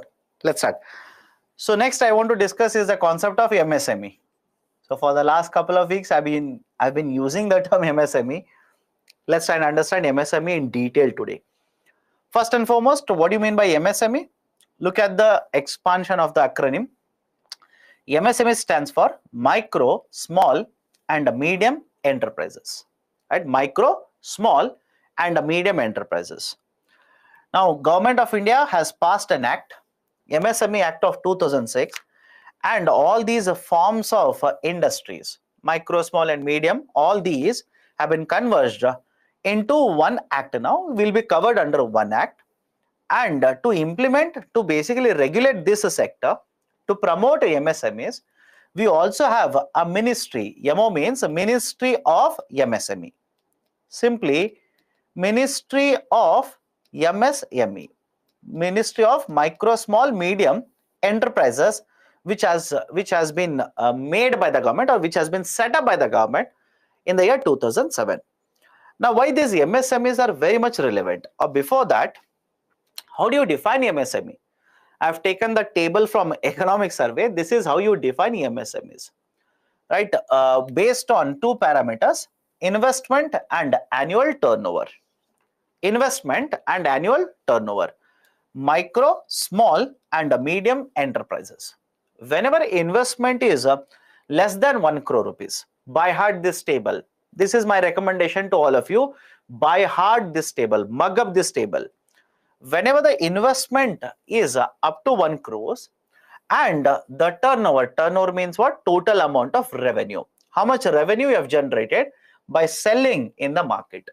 So whenever the investment is up to 1 crore and the turnover is up to 5 crore rupees, we'll classify this as a micro enterprise. And if the investment is more than 1 crore up to 10 crore and the revenue is more than 5 crore up to 50 crore, then we'll classify this as a small enterprise. And if it is investing more than 10 crore rupees and the revenue is more than 50 up to 250, then we'll simply refer to these as medium enterprises. Any difficulty, please do let me know. How do we classify the MSMEs? Simple. Earlier, before this new form was implemented, or new theory was basically implemented, right? Or let's say the formula was implemented by the government. Earlier, we used to classify MSMEs only based on investment. Only based on investment. And there were two different numbers for both manufacturing MSMEs and service MSMEs. But now Government of India has stated, no, there is no need to have two different levels of classification. We will have only one classification covering all these, irrespective of whether you are manufacturing or you are involved in services sector. And as per the latest definition that has been given by the government, based on two parameters, now the classification will be provided. Micro up to 1 crore and 5 crore. That is, of course, investment in plant and machinery and the turnover respectively. Then there is a small, more than 1 crore up to 10 crore. And here, more than 5 crore up to 50 crores. And finally, the medium enterprises, more than 10 crore up to 50 crore. And on the other side will be more than 50 crore up to 250 crore rupees. So these are the parameters which are used by the government to classify micro, small and medium enterprises. Now this is a classification, please by heart it. Please by heart it. Now why MSMEs are relevant? Why MSMEs are important for Indian economy? One, the number of MSMEs are very, very high. Again, remember this, MSMEs can be there in the service sector, MSMEs can be there even in the manufacturing sector. Right, so understand this. The importance of MSMEs is that the total number of MSMEs are very, very high. More than 6 crore MSMEs are there in India. And these more than 6 crore MSMEs have more than 11 crore employments. More than 11 crore employments. That is, more than 11 crore employees are working for these more than 6 crore MSMEs. Now, if you look at the data, I'll go forward, don't worry. If you look at the data, you will realize that there are not even 2 employees per MSME. I hope you understand this. There are not even 2 employees per MSME. And please understand this, that happens because most of these MSMEs, when you look at the numbers, and don't by heart the numbers, from one year to next year, they will change. Most of these MSMEs, if you classify them, how many are micro, how many are small, and how many are medium, you will realize that most of them are micro enterprises in India. Is it okay? Whatever the number is, generally more than 90% of the total MSMEs will be micro enterprises. Now, simple, have a look at this. If you say micro enterprises, the total investment in plant and machinery is up to 1 crore rupees, and the total turnover, the amount of revenue they are able to generate annually, is up to 5 crore rupees. Do you think they can sustain the competition? I hope you understand. Do you think they can sustain the competition? Right? It's very difficult to sustain the competition in the market. That is a precise reason whenever government of India will try to implement policies, they will try to target these micro enterprises. Can I give you one example that we have already discussed? Do you remember one of the initiatives of the government of India under the food processing industries, that is a PMFME? Right, do you remember this PMFME scheme, a PMFME initiative of the government of India under food processing industries? How many of you remember what was the objective of PMFME? And by the way, we have discussed this last week. Pradhana Mantri formalization of micro enterprises. I repeat, Pradhana Mantri or Prime Minister formalization of micro enterprises. Please go back and have a look at the formula. I'm sorry, have a look at the scheme all over again, because none of you are answering two things. One, you don't want to answer, and second, you don't know the answer. Right? So the argument is, if you don't want to answer, right, I don't know what is the reason. But if you do not know the answer, we have already discussed this. Last week itself, we have discussed this, under which we want to formalize at least 2 lakh micro enterprises. And the reason that was given was very simple. These micro enterprises, the investment is very limited. They will not be able to compete with bigger companies in the market. That is a precise reason. That's a precise reason this kind of an initiative, right? This kind of an initiative was launched by the government. So again, the logic is simple here. Although we have classification of micro, small and medium enterprises, the number of the MSMEs are more than 6 crore, and the total number of employees working under them is more than 11 crore. Most of these are micro enterprises. And you'll be surprised to know that in most of these micro enterprises, the owner himself is the worker. I hope you understand. Right? The owner himself or herself is the worker in these micro enterprises. You must have seen very, very small units in neighborhood. For example, sir, any example of a micro enterprise? Your neighborhood shops. All of us in Kirana shops? Anybody in the classroom who says, sir, what is a Kirana shop? I've never seen any Kirana shop. Right? So a Kirana shop is a prime example of a micro enterprise itself. So the owner, him or her, is one of the employees in the Kirana shop. So understand the logic here. Understand the logic. We have large number of MSMEs, but most of these MSMEs are micro enterprises, which are very weak. These will not be able to sustain pandemic or any external events, etc., etc. We need to focus on them. Second, MSMEs contribute around 29% to GDP. MSMEs contribute around 29% to GDP. Again, this is not fixed. From one year to another year, it will keep on changing. But generally, around 30% will come from MSME. Right? Both again, manufacturing as well as services. It accounts for around 40% of total exports. Around 40% of total exports, right, are coming from MSME sector. It accounts for around 45% of manufacturing output. And after agriculture sector, MSMEs is one of the largest employment generator in India. It accounts for one of the largest employment numbers in India after agriculture sector. So these are the basic points regarding what is a MSME, what is the definition as per the law now defined by the government of India, and why MSMEs are so relevant, so important for Indian economy. Now coming to another point here, what is the problem? What is the concern? Are they facing any issues in the recent times? Of course, yes. We'll go one by one. Follow this very carefully. First one, any kind of a disruption that will happen in the economy, hardest hit will be MSME sector. Simple. The first point, any kind of a disruption. Sorry, any example of a disruption? Pandemic, COVID-19. Right? Don't you think the pandemic affected the overall Indian economy? But if you compare, let's say, the manufacturing sector or even the service sector, larger companies are able to sustain despite of COVID.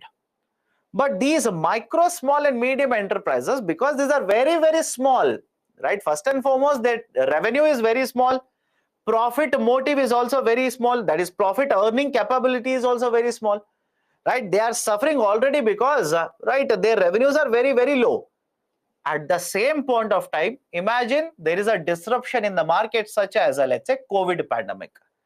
Now, don't you think this kind of an impact or this kind of a COVID impact will be much, much larger on micro, small and medium enterprises? Okay, so one, right, disruption in the economy, greater impact will be felt by MSMEs. Lot of credit related issues as well. Lot of credit related issues. Why? Please go back to last week's discussion and connect it.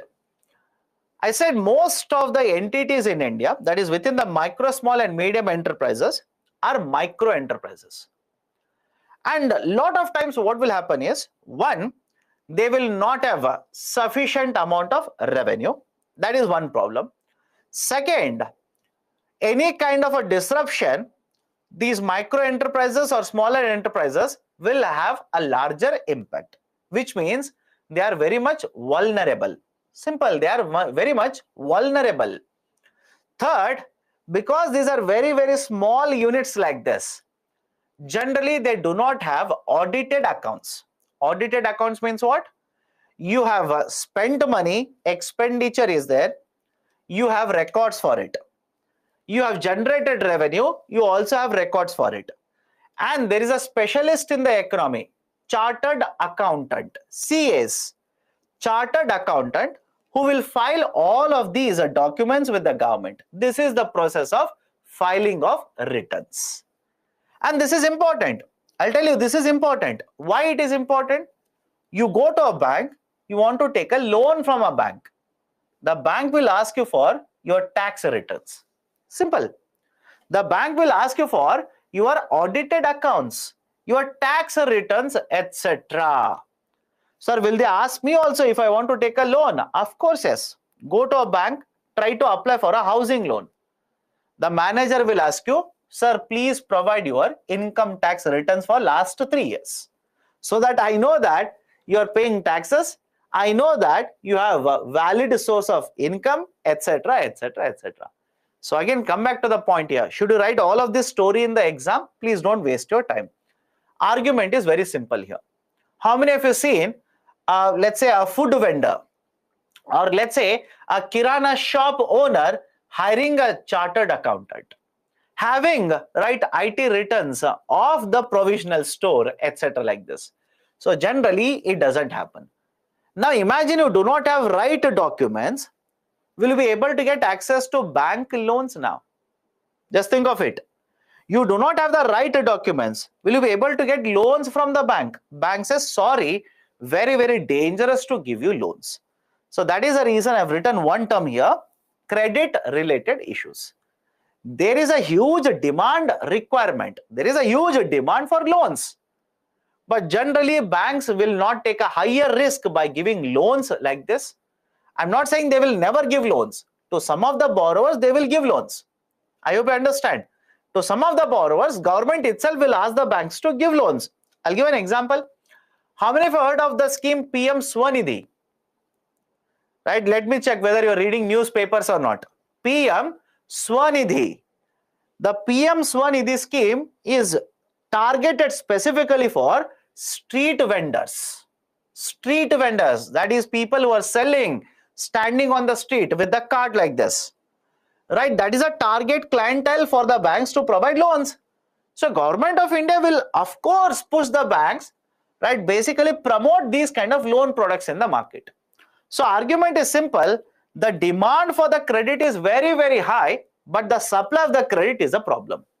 Why? Generally banks will feel it is very risky to give them loans. Banks are concerned about what if there is a volatility that will have a larger impact on MSMEs. They do not have right records, documentation is not there, they do not have any collateral, etc., etc., etc. So credit related issues are a problem. Third one, delayed payments. Delayed payments, right? What is this delayed payments? Simple. If you remember earlier I told you this. Here is a seller. Imagine the seller will provide certain raw material to a company. Now the company will use the raw material, produce the good, sell the good in the market. This is basically the cycle. Now company, when they have purchased certain raw material from the seller or supplier or the vendor, you can use any term here. Seller is very generic term. Vendor means a supplier. So a vendor has supplied raw material to a company, right? I hope remember this. I told you immediately the payment is not done. Is it okay? Immediately the payment is not done. The company will take certain time. Let's say they could take 45 days, they could take 60 days, etc.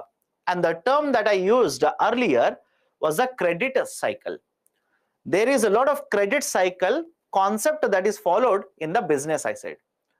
Now, during the pandemic, what has happened is, rather than having a credit cycle of 45 days or 60 days, many of these companies have started taking a higher credit cycle of 90 days or 120 days, which has put a lot of pressure, on the MSME sector. Because understand this, sir, any company could be selling raw material here. Agreed. Anybody could be selling a raw material. But if it is a very large company, even if there is an extension of credit cycle by 30 days, it will not have a huge impact on large company. But what if it is a micro, small and medium enterprises? Don't you think they already have very small amount of working capital? I hope you understand this. One of the concern is that the amount of working capital that is there with these is very, very small, limited amount of working capital. And out of this also, now some of the money will be stuck up with these buyers in the market for 30 more days, for 45 more days, which will put a lot of pressure on the MSME sector. And one of the reforms I've already discussed in this context itself. Is it okay? One of the reforms I've already discussed in the same context. What is the reform? How many of you remember the concept of TREDS? How many of you remember the idea of a TREDS, a Trade Receivable E-Discounting System? It's a reform which Government of India has already implemented. It's promoting it. So delayed payments also put a lot of pressure on the MSME sector. Next, lack of supporting infrastructure. Lack of additional infrastructure. And this is important, by the way, right? Why? Imagine you're a manufacturer. You want to manufacture the product, you want to export it. Don't you think cost of transportation will have an impact on your export competitiveness? Whether we have warehousing or not, what is the cost at the port, etc., all of this will definitely have a huge impact on your export competitiveness. Please remember that. Whether you agree or disagree doesn't matter. It will have a huge impact on your export competitiveness. And I said MSMEs contribute to exports as well. So whenever the cost of transportation is higher, we do not have sufficient warehousing capacity, the port infrastructure is not sufficient, and that's a fact. Tomorrow we'll understand all of it. All of this will have a huge impact on your export competitiveness. Even understand this, right? Sometimes you will come across these kinds of statements in the newspaper. High speed internet connection is also very, very important. I hope you understand. High speed internet connection, right? Uninterrupted power supply. All these are very, very relevant. Right, sir? How these are very relevant? For example, imagine you're a company involved in manufacturing of software, that is software services. What if there is no continuous electricity supply? Right? Is that a problem? Is it going to hamper your productivity? Of course, yes. I have to understand. Of course, yes. What if continuous electricity supply is there, but internet connectivity, there is no stable speed, high speed, stability is not there? Will it have an impact on your service provision? Of course, yes, that will also have a huge impact. So have a look at this. There are a lot of these the infrastructure issues which are plaguing the implementation of MSME, right? Or let's say the success of these MSME units, right? And finally, the rising non-performing assets. The increasing non-performing assets, right, will also have a huge impact on the performance of the MSME sector, right? So these are some of the issues related to MSMEs. Now, what reforms have been implemented by the government?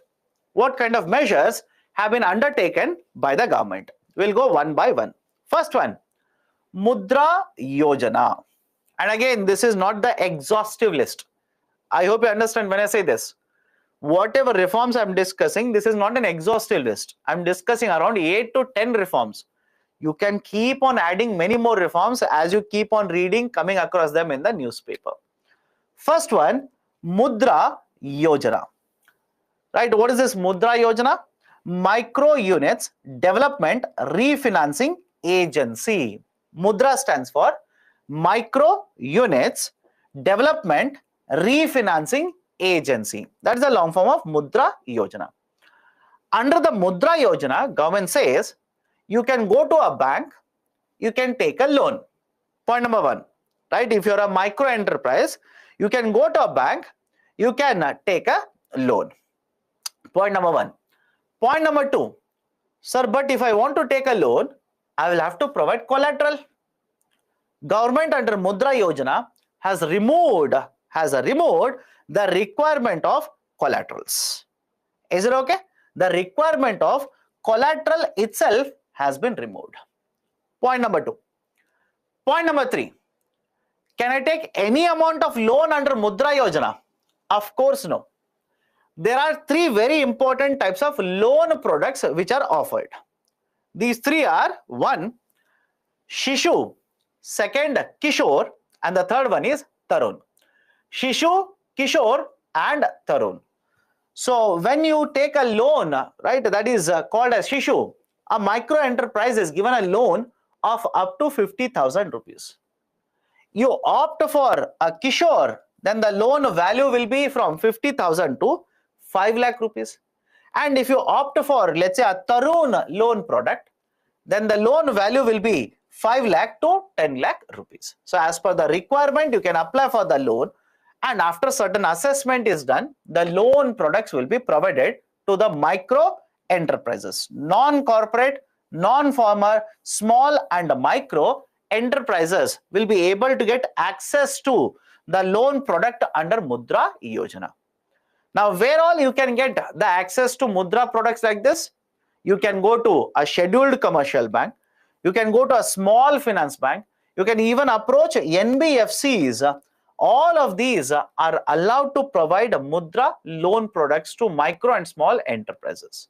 So in order to promote accessibility to loans, institutional credit, collateral-free institutional credit, government has implemented one Yojana, that is Mudra Yojana.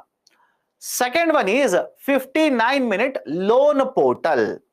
One is Mudra Yojana, second one is 59-minute loan portal. Now I'll come back to this, don't worry. I just want to discuss one more reform first. One more reform I want to discuss, then I'll go back to the previous one. CGTMSE, credit guarantee trust for micro and small enterprises. Credit guarantee trust for micro and small enterprises. What is the CGTMSE? We'll go back to the second reform, don't worry. Imagine here is a micro enterprise. They will go to a bank and they will ask for a loan. Right? A micro enterprise will go to a bank and ask for a loan. And as usual, the bank is concerned that what if I give a loan and the micro enterprise will incur a loss and they will not repay the loan. Because please understand this. Imagine a situation, a micro enterprise is taking a loan from a bank, Tata company is taking loan from a bank. Bank will have more confidence on the repayment of Tata company compared to a micro enterprise. And with good reason. What is the good reason here? Tata company is very large, right? There could be certain issues in the international market. They will not shut down. But a micro enterprise is much more vulnerable. Even a small variation here and there, right? The micro enterprises will start incurring losses. That is the reason micro enterprise, imagine, will approach a bank. They want to take a loan. The bank is concerned about repayment. What if I give a loan and the micro enterprise doesn't repay it? My NPAs will increase. My losses will be higher. So in that case, what should I do? To address this problem, Government of India has set up a fund. Simple. Government of India has set up a fund. And this fund is nothing but Credit Guarantee Trust for micro and small enterprises. Now, what is the use of it? Simple. Imagine the bank will give the loan to the micro enterprise, and for whatever reason, the micro enterprise is unable to repay the loan. It has defaulted on it. Then up to certain amount of the debt, numbers are not fixed. From one loan to another loan, numbers will change. Please have a look at this. In the range of 75 to 85% of the loan, the amount will be repaid from taking the money out of this fund. Is the logic okay? Simple. Government is saying, bank, you give a loan. If they don't repay, let's say around 80% of the loan, I will repay. Around 75% of the debt, I will repay. Around, right, 95%, I will repay. So this kind of a concept is referred to as Credit Guarantee Trust for micro and small enterprises. This has been set up by the Government of India and SIDBI for micro and small enterprises. Under this, credit guarantees in the range of 75% to 85% will be provided using the funds from CGTMSE. This is called as CGTMSE. Done? Now come back to this. Come back to 59-minute loan portal. Come back to 59-minute loan portal. Now, what is this idea of a 59-minute loan portal? Simple. Government of India has set up a website. Portal means what? A website. Simple. A portal has been established, psbloansin59minutes.com. Now, many banks are registered on this portal. Right? Many of the banks are registered on the portal. SBI, right? Let's say the Canara Bank, right? The bank of this, the bank of that, ICICI, etc. Many banks, public sector banks. Most of them are PSBs, right? So public sector banks are registered on the portal.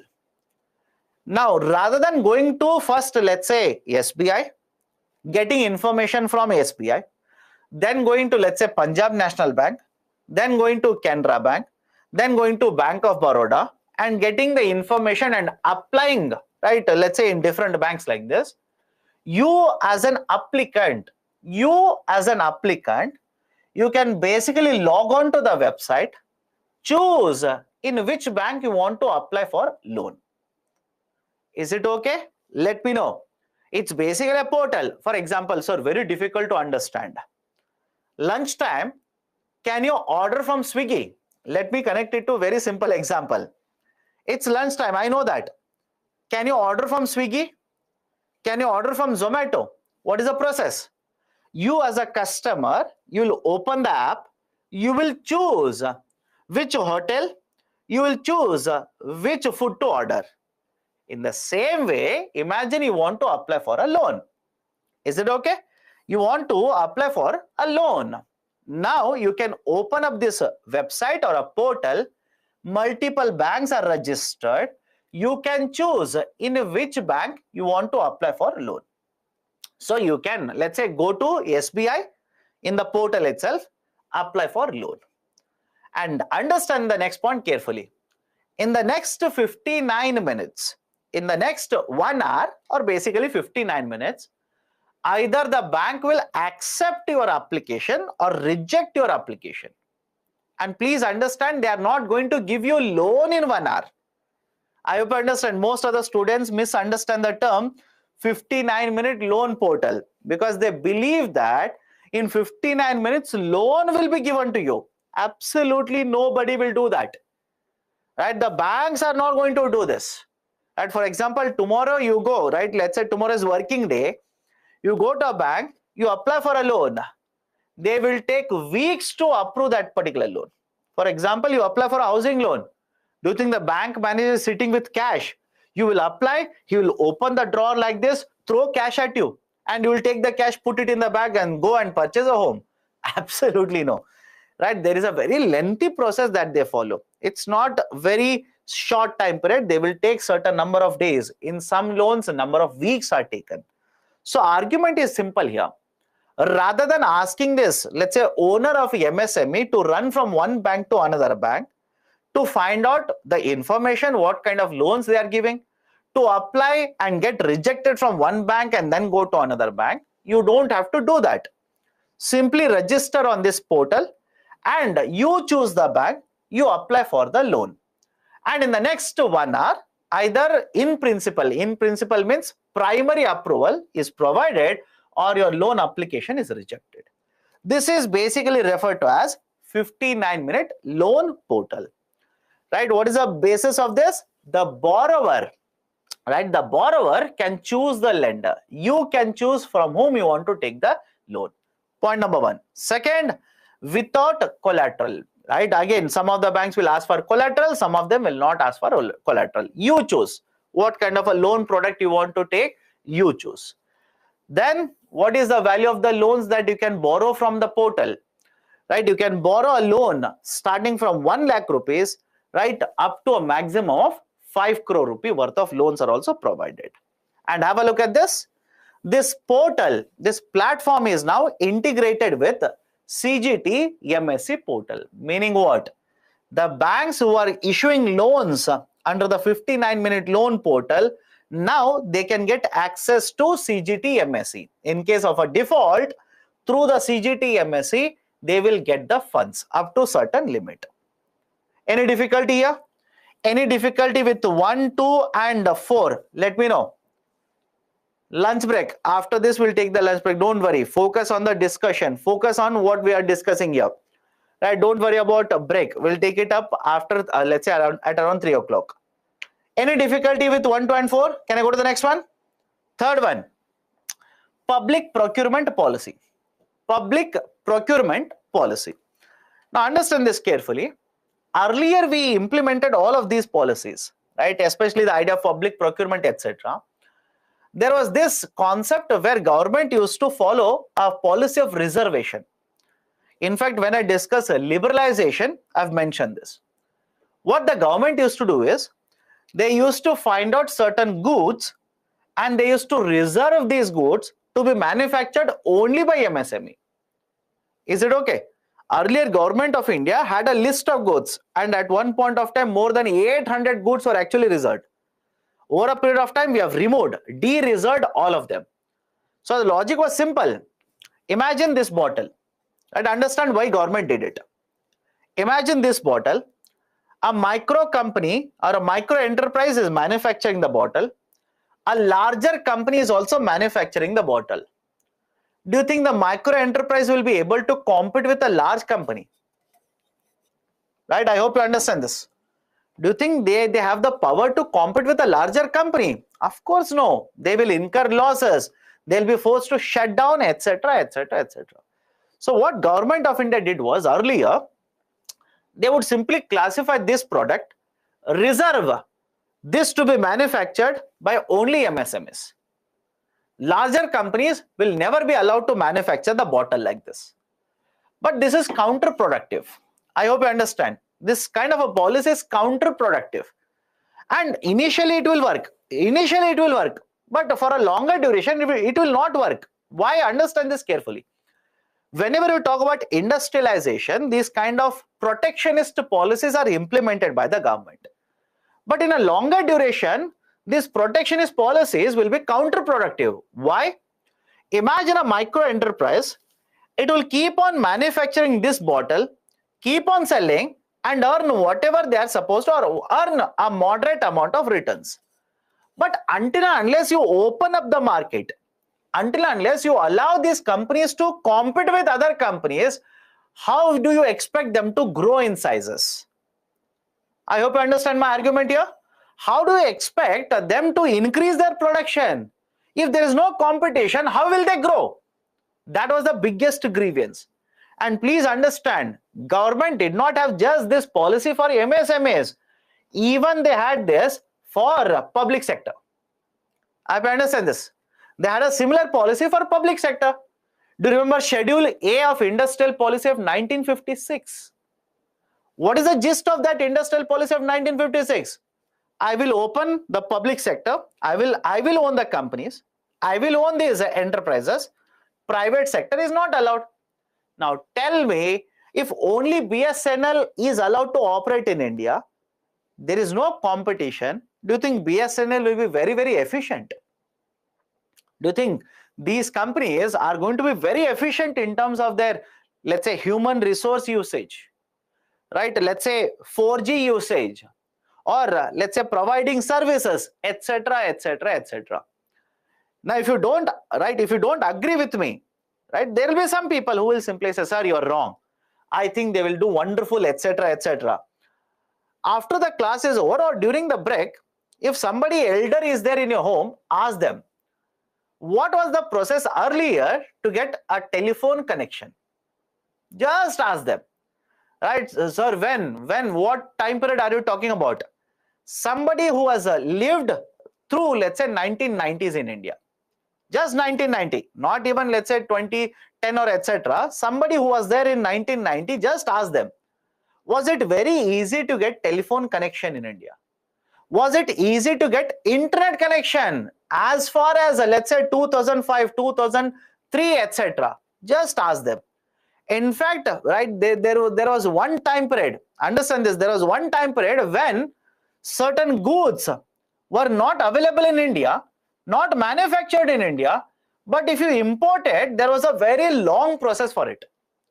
There was a very, very lengthy process for it, very lengthy process. And that actually led to a lot of corruption in the system. Right? So again, you don't have to learn all the stories, right? Understand the logic here. So Government of India initially to begin with, had the concept of reservation, right? The reservation of the goods which are to be manufactured only by MSME, but that is counterproductive. And can I give you a current affairs example? Understand this through current affairs, you will understand it. Earlier, in case of India, Ola was the only company which provided cab aggregator services. I understand. Ola was the only company which provided cab aggregator services. And in the e-commerce segment, Flipkart was the major dominant position company. Right? Again, earlier. Then what happened? In this e-commerce segment, Amazon entered. And in the cab aggregator services, Uber also entered. Right? And these are multinational enterprises. Right? You talk about Amazon, you talk about Uber, these are MNEs. And whenever they enter into a country, they come out with huge amount of investment. They are not afraid of investing. And in fact, right, many years ago, Ola, right, asked Government of India, please protect us. Bring in certain policies, protect us. Flipkart asked Government of India, please protect us. Government of India said, absolutely no. I will not be protecting. I will not implement any policies which are in your favor and against these foreign companies. I will not do that. Now see what has happened to the market. I don't think the market is much more stable today, right? Let's say cab aggregator services, is it not stable? Of course, yes, these companies will misuse their dominant position. Nobody can deny that. They will try to misuse their dominant position. But look at the situation today. I don't think e-commerce segment, right? Or let's say cab hailing services or cab aggregator services, it is much more stable today. As a customer, we have enjoyed a lot of benefits. As customers, we have enjoyed a lot of benefits. There are concerns, nobody can deny that, but we also enjoy a lot of benefits. Sir, what do you mean by that? For example, you want to order for this bottle. Simple, take e-commerce. You want to order this bottle. Earlier, what was the system? Before e-commerce became a thing in India, what was the system? Get ready, take your bike, go to the market, search 10 minutes for parking space, go to the shop, they don't have a bottle. Go to another shop, try to negotiate, he will not agree to your price. Go to a third shop, now you know this is the price at which you will get, finally get the bottle. Now, right, how do you people order products on e-commerce websites? How easy it is. You don't have to go anywhere, right? You'll simply keep on sitting in your home, right? Watch TV, binge watch TV series and order the product at 30% discount, which will be delivered by today night 10 p.m. I hope you understand the process. So compared to earlier system, are we getting benefits? Of course, yes. We are getting a lot of benefits. As a customer, we get a lot of benefits. But are there any concerns? Of course, yes. I'll come to the concerns later. But anyways, because I'm here only, I'm discussing it now, I'll just add them here itself. And don't search for those in the books. Please, right, understand this. These are there in the current affairs. For example, the e-commerce companies, one, they try to avoid taxes. Please write that. Concerns. One, they try to avoid taxes. Any multinational enterprise, they will always try to avoid taxes. That is the first one. Second one, these will collect a lot of data of the customers. I hope you understand. These e-commerce companies, or for that matter, any digital technology companies, they will collect a lot of your data. Right? There is a question over the secrecy of the data now. Even your personal data, it is there with e-commerce companies or digital technology companies, digital technological companies. What if there's a data leak? I hope you understand. What if there is a data leak and they will sell your data to somebody else, etc., etc. So there is a concern over data protection, the data, and that is very, very important. Some of you will not be concerned about your data. Some will simply say, sir, what is the problem? Right? Somebody will have my PAN number. What is the problem? Somebody will get my Aadhaar number. What is the problem? There is a concept called as personality theft. Right? In India, people do not understand it. Right? But in Western market, this is a very dangerous crime. Personality theft, identity theft. Right? For example, somebody will use your Aadhaar number and PAN number and will get access to, let's say, your income tax returns. Somebody will use your Aadhaar number and PAN number, take a loan in your name. And what will you do then? Somebody will get credit card in your name using your Aadhaar number and PAN number. What will you do? Right? So there are a lot of concerns related to all of these companies. And the third one is the issue of cannibalization. That is, they will provide discounts to such an extent. There is a concept called as deep discounting. I understand this. There is this idea called as deep discounting. And this is a concern. Why?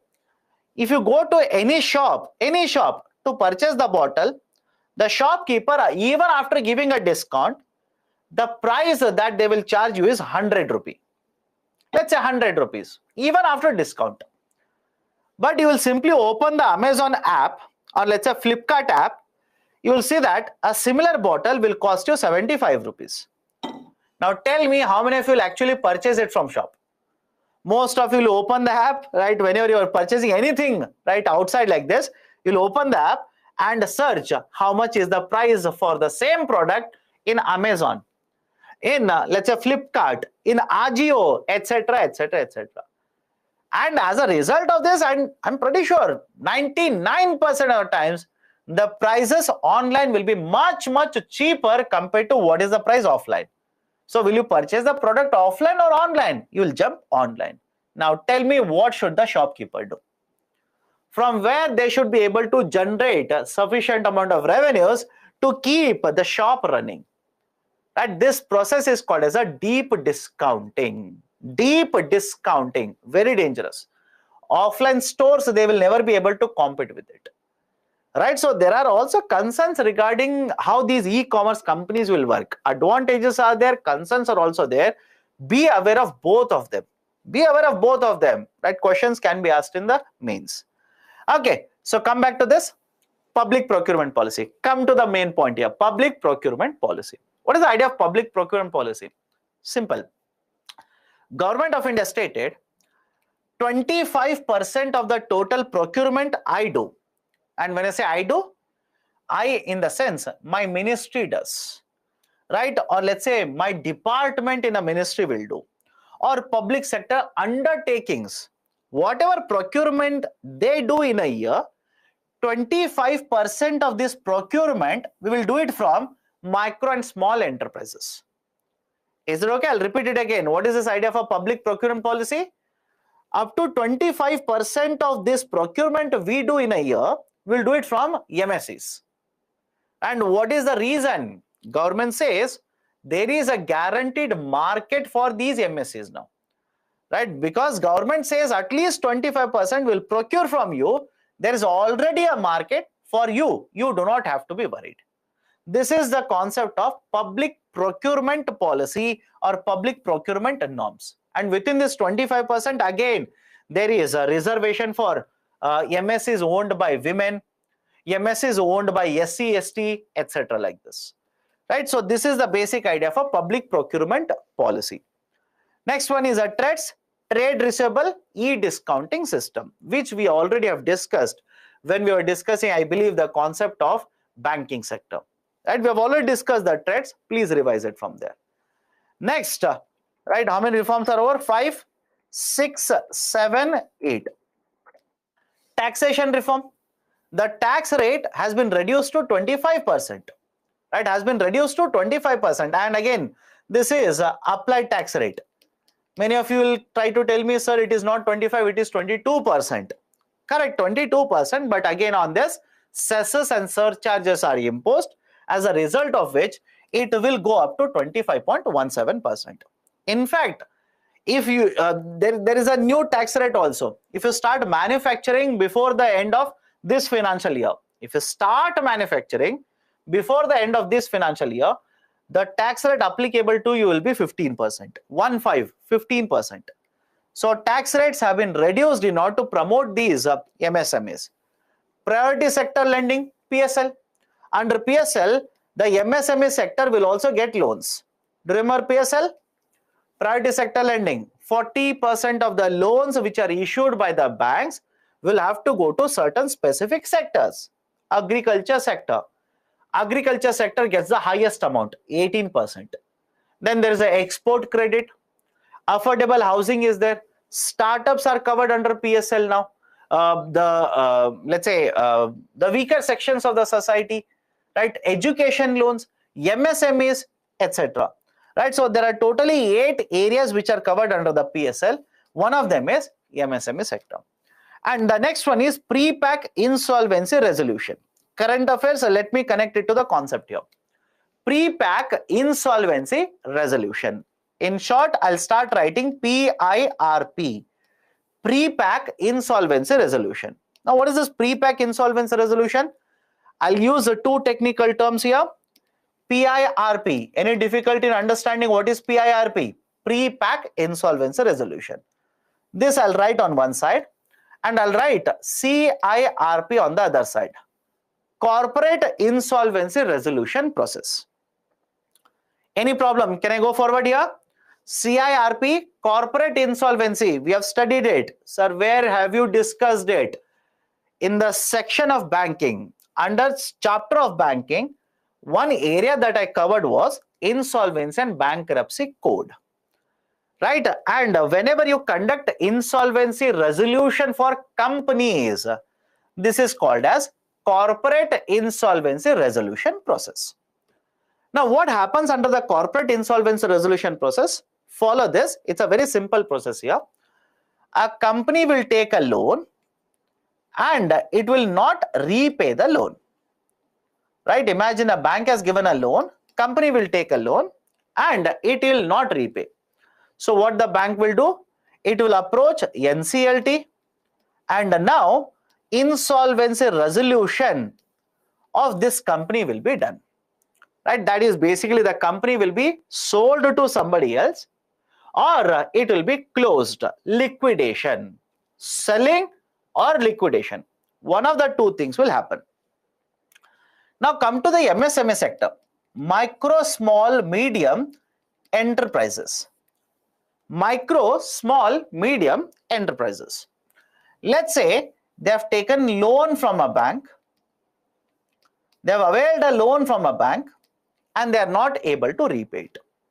Now have a look at this. The bank will approach NCLT, file an application against, let's say, a micro enterprise. Again, this doesn't happen. I'll come to that. Just give me some time. The bank will go to NCLT, file an application against a micro enterprise, very, very small manufacturing unit. A simple question to you, answer to this carefully. What do you think will be the demand for the micro enterprise? I repeat, what do you think will be the demand for this micro enterprise? Do you think many other companies will be fighting with each other to purchase this micro enterprise? Right? In many of the cases, this has been found. Understand this carefully. In many of the cases, it has been found that nobody wants to purchase them. There is no buyer for them in the market. Right? Why? The first and foremost, it's a micro, small and medium enterprises, meaning what? Investment is limited, production is limited, sales is limited, profit generation capacity is also limited. So the demand for such micro, small and medium enterprises, if they are put on the sale, if right, it is under the insolvency resolution, if they are put on the sale, demand will not be there in many of the cases. And if nobody else wants to purchase it, what is the next option available? You will have to close it. You will have to liquidate it.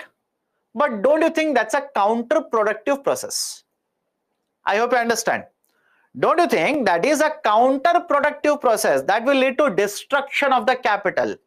And if you remember IBC, I've told you this. The object of IBC is not to destruct the capital, it is to preserve, conserve the capital. But as a result of no demand for the MSMEs or very low demand for the MSMEs, there could be destruction of the capital. So what is the solution then? Right? We want to conduct insolvency resolution, but what is the solution here? That is the precise reason. Understand this. There is a new system which has been introduced, which is referred to as pre-packaged insolvency resolution process. PIRP, pre-packaged insolvency resolution process. What happens under pre-packaged insolvency resolution process? Follow the points carefully. Here is a, let's say, owner of a micro enterprise, and here is a bank. Right? Here is the owner, here is a bank. A loan has been taken and the micro enterprise is unable to repay the loan. Under the corporate insolvency resolution process, what would happen? The bank will go to the NCLT, file an application. Now we will try to find out if there is a buyer for this micro enterprise. And if there is no buyer, we'll simply shut it down. And if there is a buyer, we will sell it to the buyer and get the money from the buyer. Under the pre-packaged insolvency resolution process, we will not do this. What is the process? Under the pre-packaged insolvency resolution process, there is an agreement which is arrived between the micro enterprise owner and the bank. Is it okay? Right? There is an agreement which is arrived. There is certain understanding to which both the lender and the borrower will come to. This is called as a pre-package. Pre-package means even before you go to NCLT, the lender and borrower, that is a creditor and debtor, both of them have arrived at a certain agreement. Now, this agreement will be taken to NCLT. We will submit it to NCLT. And they are supposed to approve it. Right? Once that approval is given, this pre-packaged, right, that is the agreement that has been arrived between the micro as well as the owner of the micro enterprise as well as the bank, that agreement will be implemented. That is, in simple terms, what if the loan restructuring is done? Right? Or let's say the loan amount is this much, right? We will be able to pay this much amount, loan will be cancelled, etc. like this. Again, there are no complete, right? There are different types of situations here. Don't get into all of it. What if I repay this much, right? Will you basically allow me to restructure the loan like this? Will you provide me the flexibility of paying the loan like this, etc. Right? So these kinds of agreements are signed or arrived at between the promoter, that is the owner, and the lender. Hence, this is called as a pre-packaged insolvency resolution process. Any difficulty here? Any difficulty? What is the speciality here? Speciality here is, under the corporate insolvency resolution process, there is every possibility that the owner will lose the ownership of the company. That is, if I own a company, you are a bank, I have not repaid the loan, you will go to the NCLT, file an application. Now this company will be taken away from me, given to somebody else, sold to somebody else. But under the pre-packaged insolvency resolution process, because both the lender and the borrower are coming to an agreement, the ownership may not change here. That is a specialty about pre-packaged insolvency resolution process. And that is a precise reason, understand this, that's a precise reason government says we will promote the pre-packaged insolvency resolution process for MSMEs, will not promote it for CIRPs now, will not introduce for larger companies, will only provide it for MSMEs right now.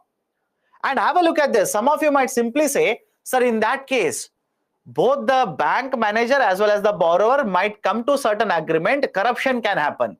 There is one more step here. Understand the next step. There is one more step.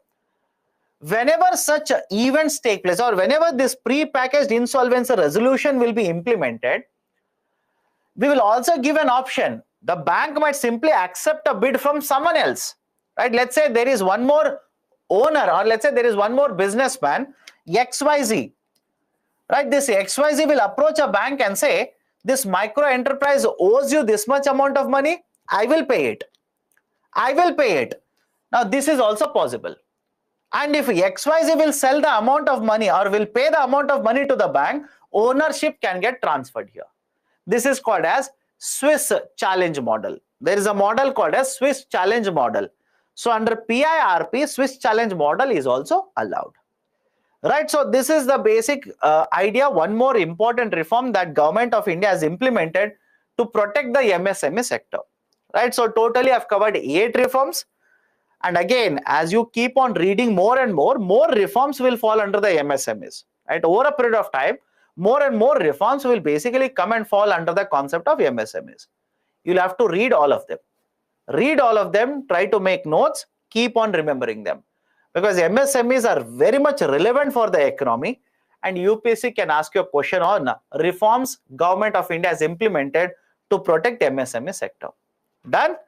So this is the discussion regarding MSME sector. Any doubts? Can we go ahead? Any doubts? If you do not have any doubts, then I'll go ahead. Can you give example? Again, please understand, in the last 1 year, only 2 PIRPs have happened. I hope you understand my statement now. In the last 1 year, only 2 PIRPs have happened. I'll tell you the problem here. The problem is that under PIRP, the lender and the borrower, that is a creditor and debtor, will arrive at an arrangement. How the repayment will be done? There is an arrangement that is arrived at between the lender and borrower. Now, the concern in the banking sector is that what if in the future maybe after 4 years, after 5 years, CBI will simply say there is a corruption here. They will take up the case. I hope you understand. In the future, CBI says there was a corruption here. Right? Why did the manager agree for PIRP? There could be a corruption here. They will take up this case. Right? As a result of this, and now you will come under the scanner of CBI. Again, this is just an example. This is just an example. So there has been a lot of concern regarding what will happen in future. If I agree to this kind of a repayment agreement today under PIRP, I'll agree to this kind of arrangement. But in future, what if it is investigated? Then I'm in the crosshairs. I am being investigated, right, etc., etc. As a bank personnel, as an official in the banking sector, you will not encourage PIRP. I hope you understand. You will never encourage PIRP because you are concerned about investigative agencies in the future. Right? That is the reason in the last 1 year, only 2 cases of PIRP has been done in India. Right? That's the reason there is a concern which has been raised by the experts that PIRP has not been successful. It has been a failure in India. Okay, done. Any other issues? What is the class timing? Class timing is still 8 p.m. my dear. Class timing is still 8 p.m. What is NCLT? Again, please understand this. If any of you are joining now, we will be covering economics again in weekend. I hope you understand. Not immediately now, but after certain months, right, we'll be covering economics all over again. Right? If that concept you have not come across it because you have joined late or you have missed, etc., etc., please cover it again either in the weekday classes or the weekend classes.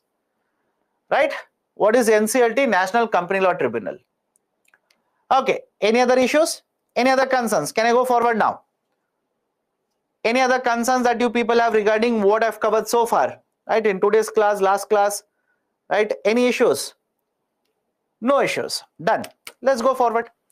Next concept is IIP, Index of Industrial Production. Now I'll be covering 2 indices.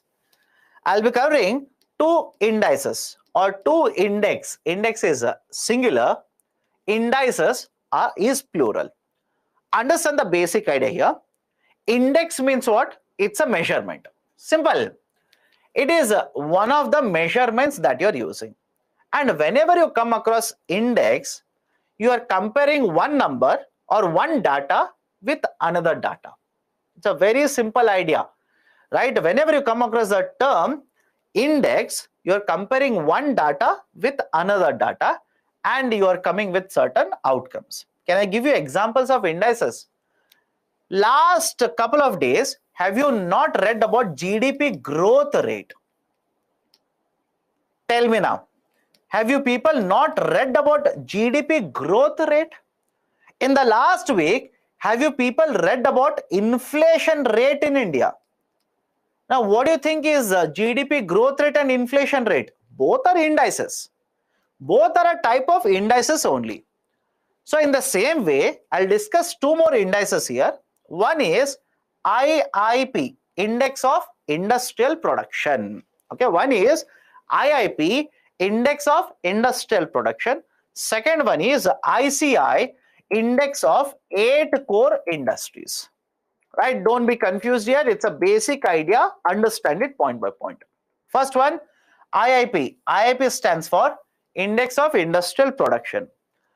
The Index of Industrial Production is published for every month in India. For every month, what has happened to the industrial productivity will be published by an authority, that is National Statistical Office, NSO. NSO will publish for every month. In the month of January, how much was the Index of Industrial Production? For month of February, for the month of March, etc., etc., etc. And what is the meaning of it? If they say for the month of January, Index of Industrial Production is 6%. What is the meaning of it? The meaning is simple. Compared to January 2022, have a look at this. Compared to January 2022, the industrial production in January 2023 has increased by 6%. Is it okay? Again, I'll repeat it. Understand this, right? Compared to January 2022, in the month of January 2023, the industrial production has increased by 6%. That is the meaning of these kind of statements that you will come across in the newspaper. So, index of industrial production measures what? How much is the change in the value of industrial production that has happened over a period of time. It is published for every month in India and it is published by National Statistical Office. And whenever you come across Index of Industrial Production or IIP, we measure the change in the industrial production in 3 different industries. Simple, we measure it in 3 different groups of industries. One is manufacturing industries. Second one is mining industry, and the third one is electricity industry, right? So we are basically covering set of industries like this. Within mining, right, have a look at this. How many items are there within mining? 405 items. One item each from, manufacturing, 405 items. One item each in the mining as well as electricity. And understand this, I don't expect UPSC to ask the number of items. I expect UPSC to ask you the weightages of these items. For manufacturing, highest weightage has been provided, 77%. Second highest has been given for mining, that is 14%. And the lowest weightage has been given for the electricity, that is 8%. All of them put together will give you 100% weightage. And the base year for the calculation of the IIP is 2011 and 2012. Right? So these are certain very important points regarding index of industrial production. Now, what is the use of it? Why does NSO announce index of industrial production? Reasons are very, very simple. Whenever you look at the index of industrial production, you will come to know whether the manufacturing is increasing or falling, whether the supply of credit should be increased or decreased. Has the interest rate increasing? Has it affected manufacturing? Again, because if the manufacturing comes down with a rising interest rate, don't you think there is a direct correlation between both of them? So argument to publish the IIP month-wise is very simple. It is one of the indicators which represents the performance of the economy. Simple. It is one of the indicators that represents the performance of the economy. For example, whether employment is going to go up or go down. Whether, right, have a look at this, GDP is going to go up or go down. Whether, right, let's say exports, they are going to go up or go down, etc., etc., etc. All these are very much the outcomes of this particular data, that is index of industrial production. And moreover, government also should know, I understand this, moreover, the government of India should also know what is the impact of their policies on industries. Imagine government of India will implement a policy. It will have an impact on manufacturing sector. Don't you think what is the IIP for the next month? That is a very good indicator to identify whether the policies are contributing to the growth or whether the policies are hindering the growth in the Indian economy. So for all these purposes, I have to understand now, for all of these purposes, government of India will look at one of the indicators, that is index of industrial production. IIP. Any doubts here? Any doubts regarding this? Let me know, because it's 3 o'clock. Let's take a break. Any doubts? So that either we will take the break or I'll resolve the doubts now. Right? So this is basically the idea of a IIP. Advanced estimate. Advanced estimates means generally before the let's say year is over, right, or the full data is available to you, you'll simply give what could be the outcome. Right? That is advanced. Right? Okay. Any doubts? Any more doubts? IIP is predetermined. What do you mean by predetermined here? Right? What do you mean by predetermined? Please do let me know. Done. Can we go forward? Anybody has an issue? Any other doubts that you people are facing? Okay then, let's take the lunch break. Right, let's take the lunch break now. 3 o'clock. Let's start again at 3:40. Let's start again at 3:40 p.m. Okay, take a break now. I'll restart again at 3:40.